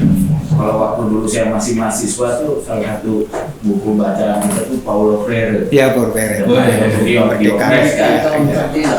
Dan itu jadi relevan sekarang itu. Karena ternyata mereka yang tertindas kalau menjadi penguasa jadi penindas dan bolak-balik itu aja. Akhirnya kita masuk siklus. Nanti setelah berapa tahun masa harus kita 27 Juli lagi. Nggak berakhir. Dan saya ingat salah satu senior saya, nggak usah saya sebut namanya lah, tinggi PDIP, dan kita ngopi-ngopi dan cerita gimana nih kita untuk ngelolosin dapetin satu kursi di DPR, paling enggak 10 miliar. Iya. Saya kaget kan, soalnya nggak mungkin, itu kan Johan itu kan anak buah saya, Ya, dulu lama iya. dia semil 200 juta juga nggak punya dia, aku yakin. Oh nggak, kalau Johan udah terkenal, dia paling 5 miliar kita yang bayar. Ini kan persoalannya sekarang, uangnya dari mana? Nah iya, itu yang persoalan di situ. Pasti ya dari kelompok 0,1% lah dari penduduk ya kan paling. Nah jadi dari berangkat dari situ saya mau mengingatkan LIPI sama KPK pernah bikin Survei. kajian tahun 2017. Ya, betul. Dan mereka kalau kita mau pakai model kayak Jerman atau Eropa Barat gitu ya, partai itu dikasih uang aja. Supaya dia nggak minta-minta kemana-mana, dia kan talent scouting cari siapa. Wah beliau ini misalnya ini layak, dia nggak usah mikirin uang apa segala macam ya kan. Disuruh untuk kampanye aja kemana-mana. Nah itu berapa jumlahnya? Tahun 2017 itu mereka dapat angkanya 27.000 per suara per tahun. Kita kan pemilih sekarang 204 juta ya. Kalau 204 juta kali 27.000 tuh nggak banyak kok. Ya sebenarnya artinya 5 triliun aja setahun tuh kecil lah itu ya. Coba anggaran kita kan. Katakan itu 2017 kita naikin lah 50.000. Ahok aja 8 500 triliun. Iya. Mati sekarang. Loh iya. Ini kita 500 triliun. ini kita mau kalah apa? PGN kalah di arbitrase Singapura karena 400 juta dolar itu udah 6 triliun kan? Tidak cukup. Jadi maksud saya ini kita lagi ngusulin sebenarnya supaya partai itu dikasih uang kemadai lalu harus memberi laporan ya itu kalau nggak disanksi. Jadi dia itu tetap dari negara. rakyat lah gitu. Saya bayangin nih Marhain kan namanya. Marhain itu kan kalau kita baca Bung Karno tuh orang yang punya kapital sendiri dan tidak tergantung siapapun. Dia kan, dia kerja, ya. Nah, kalau dulu tuh kan propertinya tanah. Kalau sekarang, apakah kita nggak bisa sebut orang-orang yang jadi Grab, Ojek itu dari digital Marhain kita. Iya. Karena motornya motor dia, mobilnya motor dia, dia miaranya dia. Dia kerjain kerjaan ya dapat uang kan gitu. Kerja keras dapat uang. Jadi kan sebenarnya kayak pekerjaan itu menurut saya tuh tapi kalau kita nggak hati-hati dealnya itu kasihan loh. Iya. Saya selalu bilang sama anak saya kalau pesan apa-apa kasih tip lumayan lah. Karena saya tahu mereka itu akan mencapai target. Tahu nggak dapat sekali nganterin berapa? 2.000 perak. Iya kecil pemerasan. Kalau nganterin 6 atau 8 cari baru dapat tambahan 18.000 perak. Tapi dapat itu. Jadi benar-benar kalau kata mohon maaf kata almarhum Bung Karno, mulai kantong dalam paku. Iya. Dia memang benar. Betul. Jadi maksud saya kita harus dan mereka nih Bu, saudara, kalau mereka marah, polisi juga susah. Mereka 10.000 orang dalam tempo sejam bisa ngumpul di situ. Kan ngumpul di sana. Gitu. Pakai ini lah. Jadi menurut saya kita harus, menurut saya ini adalah satu kekuatan yang harusnya PDIP ini benar-benar Marhain digital ini diperkuat supaya mereka jangan kalah sama pemilik aplikasi. Mereka harus minta dapat paling nggak inilah BPJS kesehatan, ya kan? BPJS tenaga kerja, dapat. Kan susah kalau orang Grab itu nggak boleh sakit kan? Kalau dia sakit dia nggak dapat apa-apa, nggak makan. Iya kan? Ya menurut itu aja gitu kira-kira. Mitra, tapi kan mitra. Ya itulah. Itu kan yang nah gini ya, saya mau ceritain. Kalau di negara mbahnya kapitalis saja, ini kan dibilangnya gig ekonomi. Iya, begitu. Tapi jaminan sosial aja. Negara maju yang mbahnya kapitalis saja. Sosialisme. Hanya bisa disebut gig ekonomi kalau dalam menentukan harga itu posisi negosiasinya sama. Begitu kasih imbang, kamu bukan gig ekonomi, kamu harus bayar sebagai buruh dengan segala macam gitu. Nah itu menurut saya harus jadi perjuangan PDIP gitu. Oke. Tapi Terima kasih. Ini Jangan pakai program. udah tua ya. Lagi seleo. Nah, tuh. Nanti cari Oh, cari tuh, Nanti cari Yuk. Sebelumnya saya mau ngomong terima kasih atas kehadirannya di sini, senior semua. Tanpa 27 Juli nggak ada peristiwa 98. Ya, aktivis 98. Ya. Tanpa 27 Juli nggak ada 98 kan. Dulu kalau nggak ada Bob, nggak ada Dendri yang ajak-ajak kita demo ya mungkin gerakannya akan berbeda ya Pak ya. Tapi diawalin Kopo sama Aldera. Nah ini menarik. Kemarin saya menggagas diskusi ini, saya ngobrol-ngobrol sama Bob. Bang, kayaknya menarik nih Bang. Ini masalahnya nih, kondisi saat ini, para mahasiswa saat ini, para pemuda saat ini, yang tadi disampaikan Romo Baby, generasi Z, Gen Z ini sudah antipati terhadap situasi-situasi pelanggaran HAM, situasi tentang politik. Mereka ya masa bodoh, padahal kan dalam teori terbaru katanya ada namanya pilar demokrasi yang kelima. Setelah keempat itu apa pers, yang kelima katanya medsos. Ya kan kalau pers nggak bisa ini kita kawal lewat medsos, viralkan gitu kan. Tapi kan ini siapa yang viralkan itu bahaya juga kalau ada yang ngatur kan. Nah ini hal yang menarik memang ketika kita ingin kembali menjadi bangsa ini besar ya tidak akan lupa dengan sejarahnya. Ketika ada kesalahan ya harus diluruskan. Kita nggak pernah tahu, ya mungkin yang kita tahu namanya kata Pak Sukmah ya, kalau aktivis ya cuman ada Adian, ada Budiman gitu kan, yang lain-lain dianggap bukan aktivis. Karena kan masih ada Bob, ada Amal gitu. Tapi kan artinya yang kelihatan menonjol gitu, yang jubirnya kan. Itu. Nah ini yang menjadi karena ternyata masih banyak teman-teman yang akhirnya bergerak di pedesaan, teman-teman yang bergerak di pertanian, yang teman-teman bergerak di bisnis, ya kan, bergerak di pers, yang memang tidak muncul sebagai politisi. Mereka terkenal mungkin karena politisi, tapi teman-teman ini tetap menjaga girohnya sebagai perjuangan. Misalnya kayak Robin, sekarang dosen, ya kan, baru lulus S1 hukum, ya kan, sekian lama berapa lama, Ben? Udah 30 baru lulus kemarin, ya kan, pulang lagi S1 ya, tapi ya menarik gitu kan. Nah ini Semangat yang penting. Ini yang menarik karena tadi sempat disinggung tentang isu-isu, bisa kita dengar sekarang isu-isu kembali pada Undang-Undang Dasar 45 semakin kencang. Bagaimana harus kita menyikapi kan? Ya kan, apakah kita ikut atau tidak? Kan kita harus kita diskusikan, ya kan? Kenapa? Ya kalau oke, kita ikut kembali, tapi kan cara apa, metode apa, siapa yang mana ya kan? Ini harus kita, apalagi karena ada isunya bentar lagi mau ada deklarasi kembali pada Undang-Undang Dasar 45 di bulan Agustus, ya kan? Mahasiswa mau demo tanggal 10 Agustus, ya kan? Wah ini kan menarik nih kan?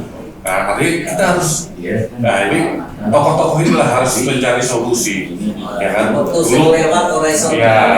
Dulu Bob pernah ngasih ini kan presiden nasional, kita buat presiden nasional ya kan? Iya kan? Dulu pernah itu, deklarasi Cianjur pun kita pernah buat, ya kan? Cianjur kan? Nah, mungkin kalau ternyata kondisinya chaos segala macam ya mungkin ya harus teman-teman yang ambil alih ke depan. Terima kasih. Boleh nggak lama? Mas, ini ada meeting lagi. Mana Mas? Thank you ya. Terima kasih. Mas Fiam kalau mau dimuat di Tempo nggak apa-apa ya? Iya, udah kirim fotonya. Wah, thank you. Matur nuwun Mas, semua tokoh-tokoh nasional yang terlibat pertama kali Closing statement habis ini ya. Habis ini closing dulu ya. terlibat pertama kali di peristiwa Gambir dengan Mbak Sukma. Ya. Kemudian ikut mengamati perjalanannya Mas Sugeng lewat TPDI, ya kan?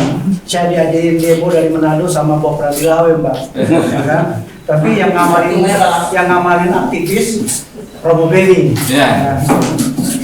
Walaupun yang diamalin salah pada akhirnya, ya kan? Saya di tempat yang sama, beda lokasi sama Budiman Sujatmiko Romo. Ya kan, sama-sama di Bekasi. Oke, Jadi gini, poinnya. 27 Juli itu ada, menurut saya ada 5 komponen yang bergerak. Pertama adalah oposisinya partai pada saat itu PDI Perjuangan. Ada intervensi oposisi seperti Bob Pramila, Mbak Sukma, tidak berpartai tapi beroposisi terhadap Ormas. Ormas, GRM. Kita kan partai cuma 3. Kita ormas. Pak siapa Sunardi? Ormas underground. Mas Selamat Gendeng sama Mas Nardi. Kemudian ada pers yang beroposisi, mahasiswa juga yang beroposisi. Setidaknya ada 5 komponen yang beroposisi. Saya mengerti betul ketika ada statement dari kuasa Orde Baru bahwa PDI akan dijadikan juga loyal. Memang pada titik tertentu itu ada, kan? Karena ada kelompok Islam juga ikut main di dalamnya.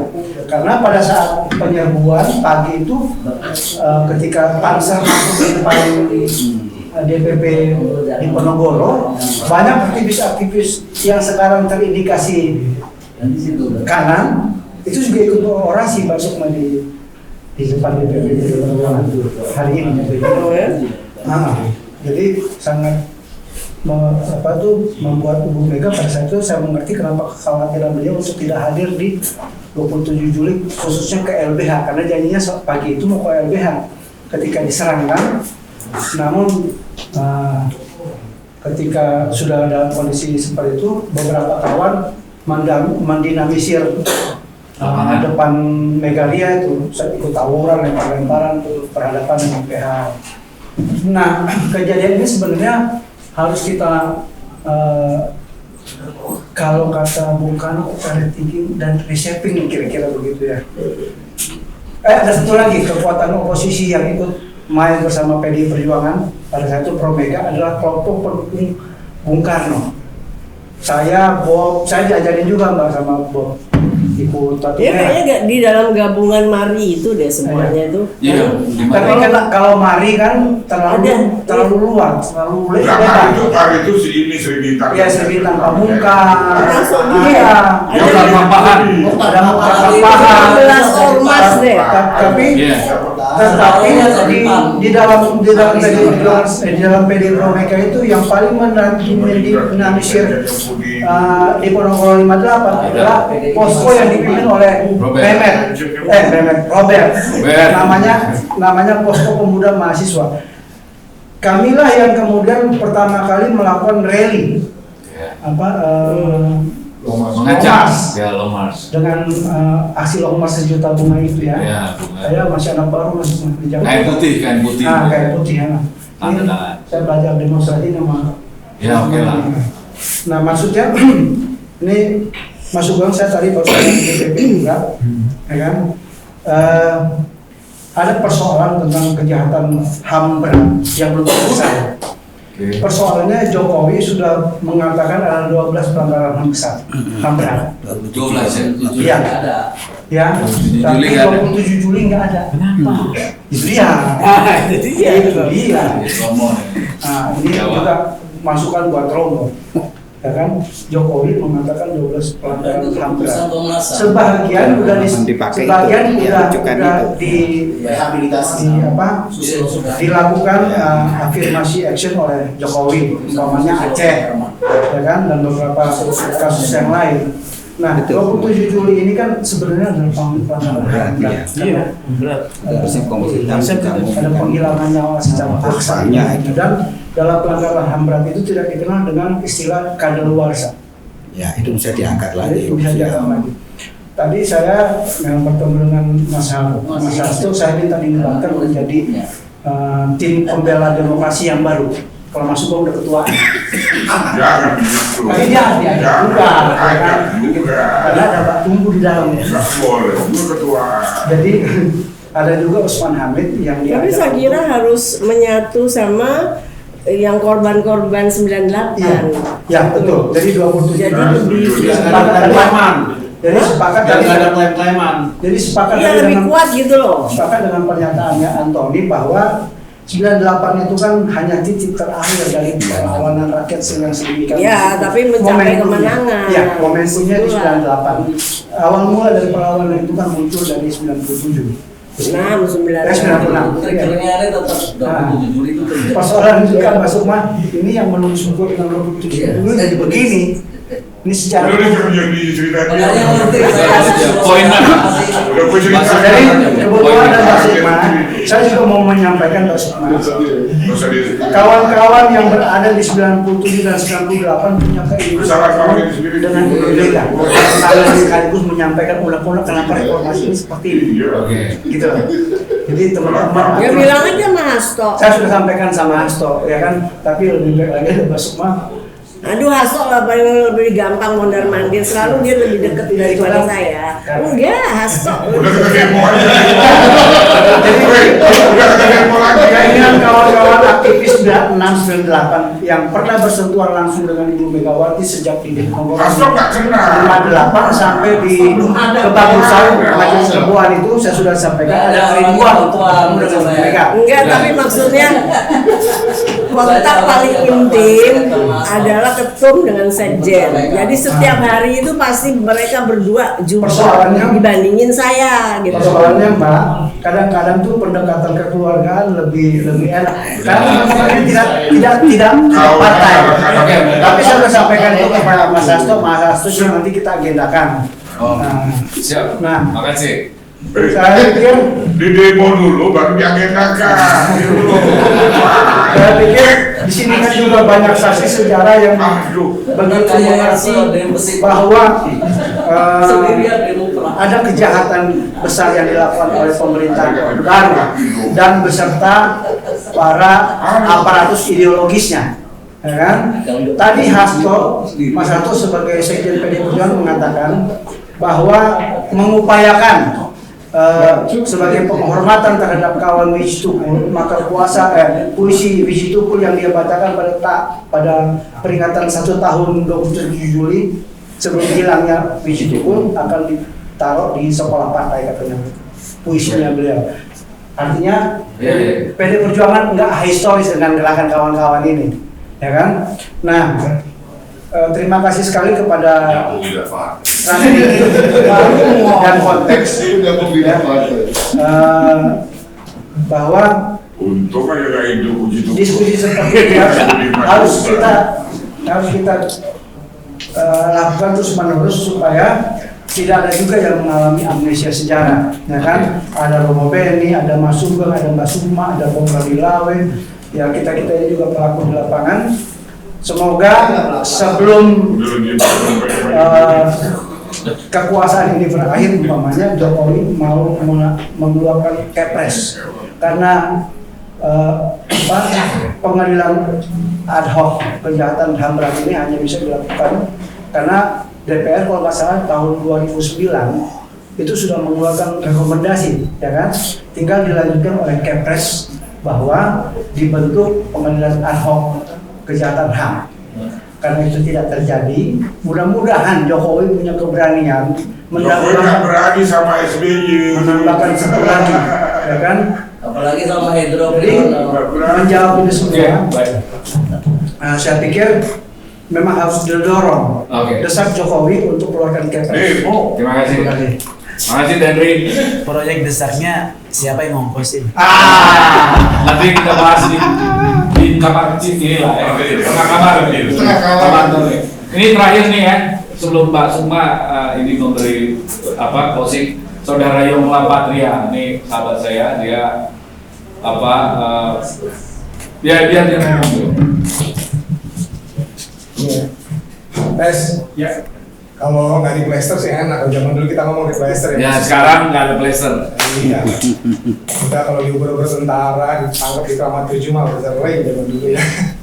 Jadi kita tulis cek, pernah Bob. Tapi dari aspek yang berbeda ya. Jadi kalau saya lihat ya, ada dua kejahatan. Kejahatan kemanusiaan dan kejahatan demokrasi. Kalau kejahatan kemanusiaan diatur dalam Undang-Undang Nomor 26 Tahun 2000 dari Undang-Undang Nomor 39 Tahun 1999 udah diatur. Akhirnya terbentuklah keputusan di DPR RI itu KKR dari Mas Romo yang bilang ya. Gakum dulu. Tetapi kalau kejahatan demokrasi, nah ini yang pada beras. Kejahatan demokrasi, hilang demokrasi itu kan partai politik, ya kan? Tadi Mas BHM bilang bahwa partai politik tidak dikasih dana, sekarang dikasih per suara itu 3.500, 3.500 per suara. Kalau PDIP itu pasti dapat banyak, ya kan? Ya kalau kita sih mantan kader GMI kan. Pikiran kita ke PDIP kan? Alumni game. Alumni. Ada juga yang di PAN. Apanya gimana? Saya dengan Bob kebetulan sama-sama Dewan Pakar DPP Alumni Game ini sekarang. Tapi semua bebas aja lah. Kalau game ini mau mana juga bebas ya kan? Mau jadi penjahat juga boleh. BMI banyak komisaris. Asal jangan ketangkap aja kan nggak penjahat. Kalau ketangkap itu jahat, kalau ketangkap kan jadi tidak dari ya kan? Dan yang saya mau katakan kejahatan demokrasi ini kan pilarnya kan partai politik. Coba lihat. Partai politik mana yang tidak ditangkap anggotanya dari KPK? Hampir semua kena. Semua. Lu aku udah begitu mau dikasih duit lagi. Saya nggak setuju dengan partai politik dikasih duit. Saya nggak setuju. Lalu saya tentang partai politik tidak boleh dikasih duit. GMI boleh. Kalau ini kan mas. Tetapi kalau partai politik bisa dikasih duit, nah itu berarti kan itu bagian dari tata negara, sistem tata negara dia masuk ke sistem. Jadi nggak rata baginya. Ya kan? Kalau udah masuk sistem berarti boleh jabatan ketua umum parpol 2 kali, sekjen 2 kali boleh. Karena itu udah dapat duit dari pemerintah. Kalau nggak dapat ya terus. Saya salah satu yang mendukung itu. Kedua, tentang kejahatan HAM, nggak sampai sekarang 27 Juli saya di situ juga. Tetapi 27 Juli tidak pernah tuntas karena saya yakin dan saya di sini mengatakan bahwa ada yang terselubung yang tidak bisa terkuak oleh tahap sampai saat ini. Apakah yang terselubung itu? Nah itu harus cari ujung-ujungnya. Dan seperti Tenri, Bob, semua segala macam saya tahu lah teman-teman ini ya. Cuman harapan kita bersama nggak bakal buka Tenri, Bob, nggak bakal buka ini kejahatan yang paling jahat. Ini yang paling suka dibuka. Siapa yang bertanggung jawab di sini? Saya mau tanya. Suwaryo. Hah? Suwaryo. Oh, iya betul. Tapi pasal 28 ayat 4 Undang-Undang 45, setiap penegakan hukum, pembelaan hak asasi manusia dan lain-lain sebagainya, pembelaan hak itu harus dilakukan oleh pemerintahan. Berarti pemerintahan yang berlalu itu bertanggung jawab semua. Ya, memang kalau Soeharto kan mengakui kalau Soeharto itu memang kan dedengkot kita ya, sering lalu Soeharto. Tapi setiap pemerintahan itu dikasih tanggung jawab oleh institusional konstitusional bahwa harus menyelesaikan hal ini. Mulai dari Mbak Mega sampai sekarang nggak ada bro, ya kan? Iya. Nah, makanya 3 periode. Jadi yang jahat siapa saya mau? Pemerintah atau kita? Kita. Ini kan kita bicara kalau Rocky Gerung kan suka membalik-balik, saya nggak membalik-balik. Yang jahat siapa? Dulu 30 menit tidak selesai korbannya siapa? Berarti kan kita korban terus nih. Korban terus, kalau korban terus kita berhak nuntut ke siapa? Yang dituntut pemerintah udah dikasih undang-undang amannya tidak selesai. Oke. Akhirnya begini terus. Jadi yang saya mau katakan ini tabir tidak akan pernah selesai kok. Tidak. Kalau secara hukum, eksekutif, yudikatif, legislatif udah jalan semua. Mudahlah aja bagi Jokowi. Jaksa Agung selesaikan, polisi selesai, mudah. Tetapi kenapa nggak selesai? Sama aja waktu saya dan Mas Sukma ribut dengan Rizik Sihab, kita ke polisi mentah lagi kejaksaan. Iya kan Mas Sukma, kita ke polisi dengan Mas Sukma waktu hadapin Rizik Sihab itu mentah terus. Ada apa ini sih? Ya boleh jawab. Oke. Thank you ya Mas Yona. Ini saya kira udah terakhir ya. Sekarang kita closing statement lah ya dari semua ini. Kira-kira bukan konklusi Mbak, your message apa for our untuk generasi muda nih, ke depan ya, teman-teman yang terus berjuang ini, message-nya apa Mbak? Ya tadi kan saya udah bilang ini kan gejala-gejala untuk menggoyang, untuk meniadakan Pancasila itu tujuan mereka ya yang akan mendirikan Islam gitu loh. Jadi Islamis ekstremis tersebut lah, radikalis itulah yang selalu mengganggu Pancasila. Jadi kita terus mesti waspada, hati-hati dan terus lebih mengokohkan, meluaskan Pancasila itu sendiri sebagai ideologi negara dan ideologi bangsa gitu. Terus bahwa ini suatu konflik antar gini deh. Dari dulu ya saya menilai konflik antara sebelum ada Republik Indonesia deh. Jadi masih juga sampai sekarang yang udah ada Republik Indonesia terjadi. Di waktu zamannya Aceh dulu ya, itu ada orang padri gitu ya. Padri ini kan yang pokoknya Islamis gitu loh, mau negara Islam. Sedangkan yang bagian adat ya, yang sangat memegang adat istiadat, seperti Tengku sama Teku berantem gitu.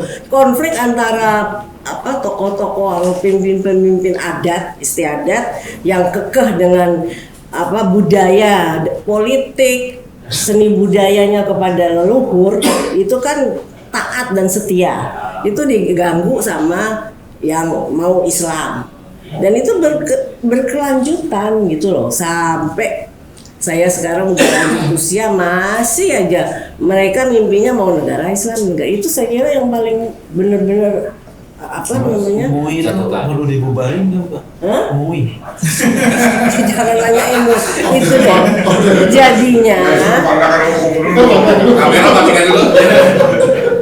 Jadinya ya harus kitanya yang kaum nasionalis, kaum adat istiadat, Soekarnois ini, karena saya menilai kalau Pancasila mungkin Pancasilais ya, masuknya kayaknya kan adat ya, gitu, adat leluhur kita gitu yang kita anut. Nah ini selalu nanti akan terus diganggu oleh yang Islam lagi gitu. Jadi transnasional. Begitu. Cuma kalau yang nasionalis ini di urusan pendanaan yang kasihan kita ya. Gitu loh. Kalau yang Islam itu ada aja dari luar yang kaya raya tersebut memasukkan dana ke dalam. Asing-asing itu kan bukan dana kaum nasionalis, Pak. Ya juga. Tapi saya menilai juga ya bahwa di lapangan itu namanya jadi motivasi. Di lapangan kaum nasionalis ini ada agak lemah ya di militansinya dibandingkan kadrun. Sorry deh, ya. Saya ngelihat di lapangan itu kadrun tuh pokoknya dengan 200 massa gitu ya, dengan panas-panas dan nasi bungkus demo. Turun lapangan itu macam-macam aja yang diutak-utik. Tapi kita kan juga bisa karena sebagai kader-kader lapangan militansi itu mesti ada latihannya. Saya udah bilang Hasto, jangan hanya kantoran doang, belakang meja, lapangan, praktek. Mas bener Pak, di Depok saya pakai pedang panjang Pak. Enggak usah pedang-pedang. Gini, Pak sekarang menjelang ada hari-hari nasional yang kita perlu gencarkan ya. Seperti ini hari kemerdekaan 17-an. Ayo bendera merah tuh berkibar di jalanan untuk parade aja, nggak usah demo-demo. Itu kan menggugah militansi. Terbiasa dengan panas terik dengan nasi bungkus gitu loh. Terus ada Sumpah Pemuda, suka pada lupa kan Sumpah Pemuda itu. Apa? Gotong royong kayak zaman 98. Ya itu jadi momen-momen nasional itu perlu digalakkan lagi terus-menerus kepada generasi yang sekarang juga generasi BTS, sukanya sama Korea kan gitu. Nah, jadi gitulah supaya hati-hati Pancasila ini akan terus diganggu. Terus militansi kaum nasionalis tuh harus terus lebih meningkat. Gitu. Amin. Baik, kita aplaus ya Bu Ari. Terima kasih Pak Sukma. Romo. closing ya. Your message apa nih buat kawan-kawan dan bangsa ini?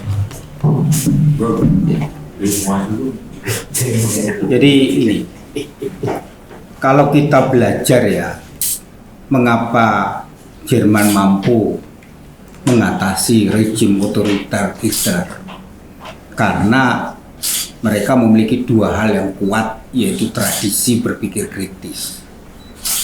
Maka muncul filsuf-filsuf besar itu kan zaman fasis kan, mulai dari Walter Benjamin, kemudian muncul Bourdieu, muncul mengenai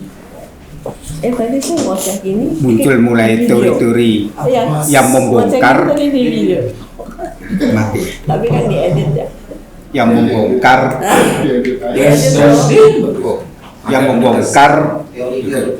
budaya kepalsuan. Nah, kita hari-hari ini disuguhi sebuah hiperrealitas. Hiperrealitas siapa? Realitas yang semu, sehingga kesadaran kita menjadi kesadaran yang palsu. Karena apa? Karena tidak ada tradisi kritis dalam berpikir masyarakat yang menghargai tentang humanisme. Lah, ketika ilmu-ilmu humanisme dimatikan, maka anak-anak kita ini masuk dalam budaya kematian. Dan budaya kematian itu orang tidak lagi memikirkan tentang bagaimana membangun peradaban kemanusiaan, tidak. Budaya kematian hanya berpikir saat ini saya dapat apa. Dalam politik disebut dudes itu. Ketika politik hanya sekedar dudes, saya mendapat apa, mendapat posisi, maka tidak mungkin sebuah rejim apapun itu berani untuk mengatasi masa lalunya itu. Sehingga Walter Benjamin mengatakan politik itu tidak hanya dimensi duniawi tapi dimensi ilahi. Artinya apa? Membongkar masa lalu itu, kita butuh yang namanya pemimpin yang berani, tidak hanya menggunakan argumen konstitusionalisme. Kalau argumennya konstitusionalisme hukum, maka terjebak pada politik. Ketika terjebak politik, ya kompromi. Karena politik itu kan power. Ketika dia sadar tidak menguasai realitas politik, ya nggak mungkin dia akan menabrak tembok. Lah, maka yang dibutuhkan adalah, kalau kita bicara Wiji Tukul, karena Wiji Tukul kan produk teman-teman juga, kita ungsikan sampai ke Kalimantan, kemudian pulang akhirnya ke Culik. Itu kan satu bentuk dari sebuah kesadaran kritis yang dikatakan Walter Benjamin ketika sastra puisi menjadi alat pembebasan. Setelah itu kan hilang. Waktu itu kita bangga ya, muncul Elkis, tulisan anak-anak muda, waktu itu muncullah yang namanya diskusi kritis. Karena saya sering diminta untuk bicara dengan teori pembebasan, teori-teori hegemonik, teori kritis. Setelah itu kan lenyap. Di SF juga. Ya, kan lenyap. Setelah itu kan lenyap. Anak-anak aktivis itu tidak mengenyam itu lagi. Dulu dengan Romo Suryo Wasito diajari analisa sosial, di mana alat produksi yang menindas produksi, kesadaran kritis muncul. Tapi kan setelah rejim reformasi berkuasa, hilang. Lah, ketika kajian kritis hilang, bagaimana kita berharap bisa menyelesaikan masa lalu? Jadi problem kita adalah kalau kita mau jujur otokritik kepada kita tidak mewariskan tradisi kritis itu kepada anak-anak pendahulu kita. Akibatnya sekarang zonanya kemapanan. Ketika zona kemapanan itu dibangun dengan namanya hiperrealita dan industri massa, dan ketika industri massa menjadi industri ekonomi, maka yang terjadi nilai tukar menjadi nilai guna. Maka apa?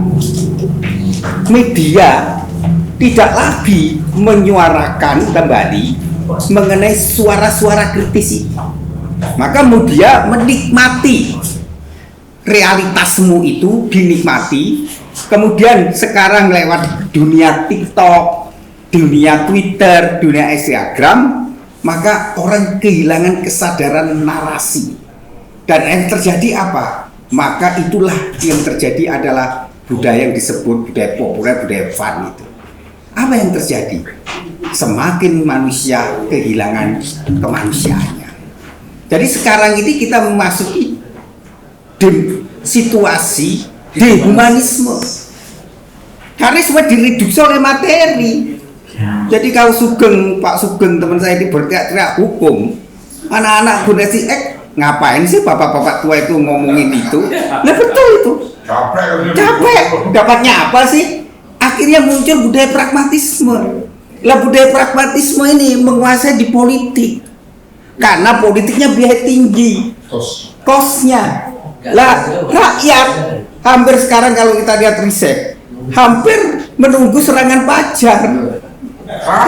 Ini realitas kok. Terutama dari caleg.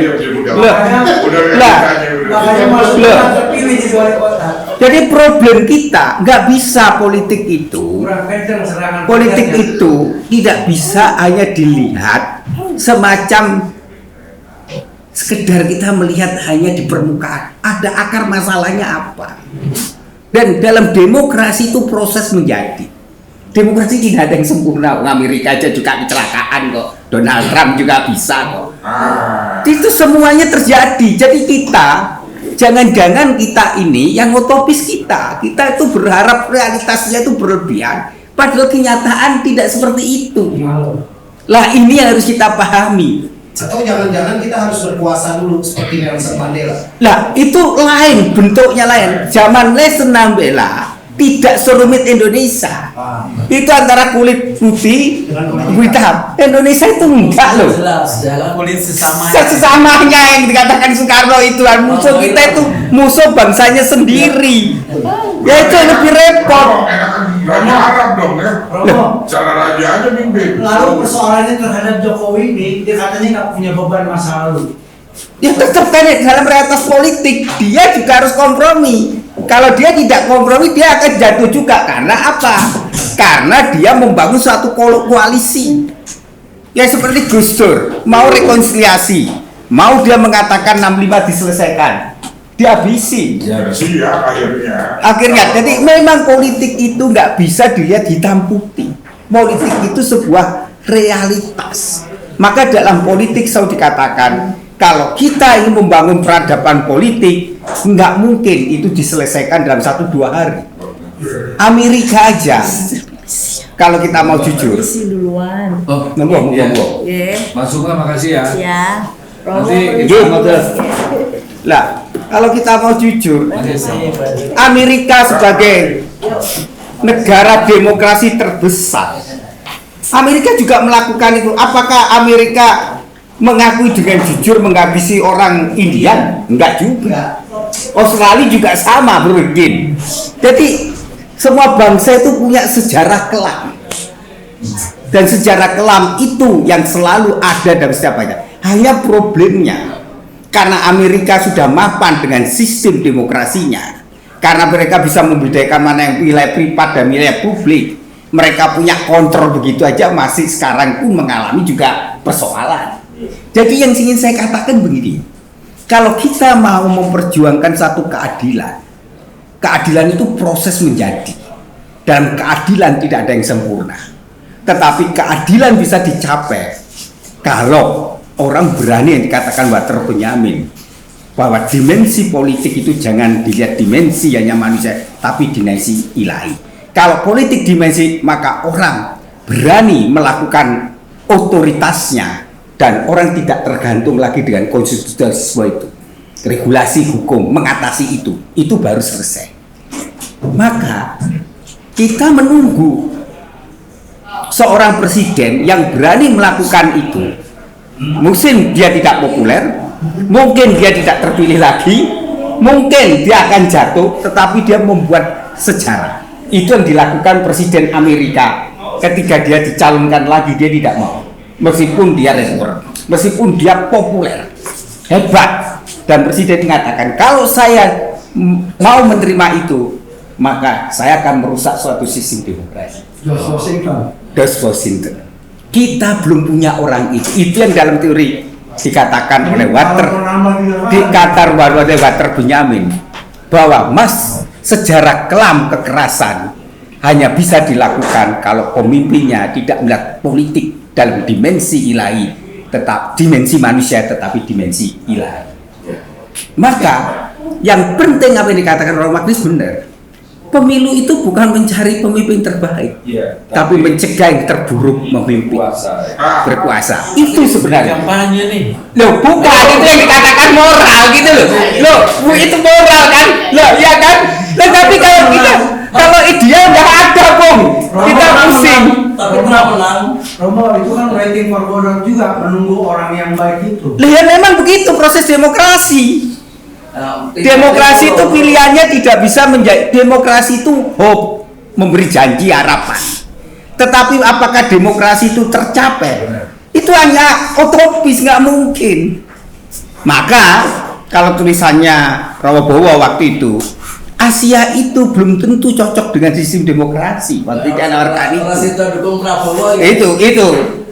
Ini bukan dukung-mendukung. Ini masalahnya kita bicara refleksi sebuah bagaimana kita melihat peristiwa ini. Jadi peristiwa ini jangan kita mengatakan dengan mudah diselesaikan, tidak. Karena apa? Karena itu persoalan dominasi kuasa. Dan menyangkut wacana kuasa dalam politik adalah apakah dia menguasai mayoritas. Kalau dia masih minoritas, sulit mengalami sebuah perubahan. Yang mayoritas saja belum tentu bisa kok mengubah itu, karena menghadapi suatu struktur kekuasaan. Dan struktur kekuasaan itu selalu terpatri di dalamnya menyangkut patron politiknya. Maka selalu politik itu pertimbangannya tidak pernah idealis, tetapi pragmatisme. Itulah yang disebut dalam teori klasik do or des. Saya mendapat apa, memperoleh apa. Itu saja refleksinya. Mungkin dari sisi hukum nanti bisa mencari terobosan. Kalau saya melihatnya bahwa proses ini harus kita jalani, dan kita perlu keyakinan, karena proses menjadi mungkin yang menikmati bukan kita, tetapi saya yakin ketika suatu kesadaran kritis mulai tumbuh di dalam masyarakat, pasti ada perubahan. Sebenarnya ada kekuatan era digital ini, yaitu kekuatan media sosial. Hanya persoalan, mampukah media sosial kita jadikan kapitalisasi membuat kekuatan demokrasi? Kalau gitu Romo bikin sekolahan aja di Jakarta. Itu saja dari saya. Mungkin silakan masuk ke. Udah terpaksa kita jadi ini. Ya, terima kasih. Mungkin statement penutupnya saya hanya minta hak rakyat hidup layak. Kewajiban pemerintah menyejahterakan rakyatnya dengan cerdas menginventarisir potensi dan masalah yang ada guna mencari solusi untuk menciptakan masyarakat adil, makmur, dan beradab. Jadi menurut saya itu aja. Kalau kata bapaknya ini kawan saya sangat ginting, atau bicara di awan, yang di bawah itu. Terima kasih. Wassalamualaikum warahmatullahi wabarakatuh. Ya, oke. Tepuk tangan lah kita ini, karena dia masih ingat Pak Slamet Ginting. Oke, closing statement masuk ya. Setelah itu diskusi kita tutup, kamera tutup aja, kita boleh ngobrol ya. Oke. Kalau saya ya. Kita pelihara kesehatan. Itu paling penting. Pelihara kesehatan. Jaga stamina. Konsisten. Pelihara spirit idealisme kita. Terus kita ngumpul-ngumpul sering. Ya. Nek wani ojo wedi-wedi. Nek wedi ojo wani. Saya wani. 13 perkara sudah menunggu saya. Ya. Artinya ya saya udah dilaporin 13 perkara. Ya, serangan balik gitu ya. Jadi itu aja, sehat kita jaga terus spirit ojo dume ya, udah gitu aja deh. Pusing saya mulai dari kawan sedang Mas Romo Beni, lawan Robert ya. Saya nggak bisa simpulkan ya, karena dengan ini kemarin lumayan banyak sekali aspek yang dibahas hari ini. Oke, tapi yang bisa saya nyatakan dari pertemuan ini adalah pertama, secara hukum kasus 279, secara politik juga itu terjadi kompromi. Oke, tapi semangat yang pernah hidup di 27 Juli itu yang harus terus kita pelihara. Ya, spiritnya. Ya, oke. Saya terima kasih sama teman-teman yang hadir ya. Mohon maaf kalau ada yang salah. Balik dulu bro. Balik macet. Saya akhiri dengan ucapan wassalamualaikum Ya, warahmatullahi masih ada acara lagi. wabarakatuh. Enggak ya, masih ada acara.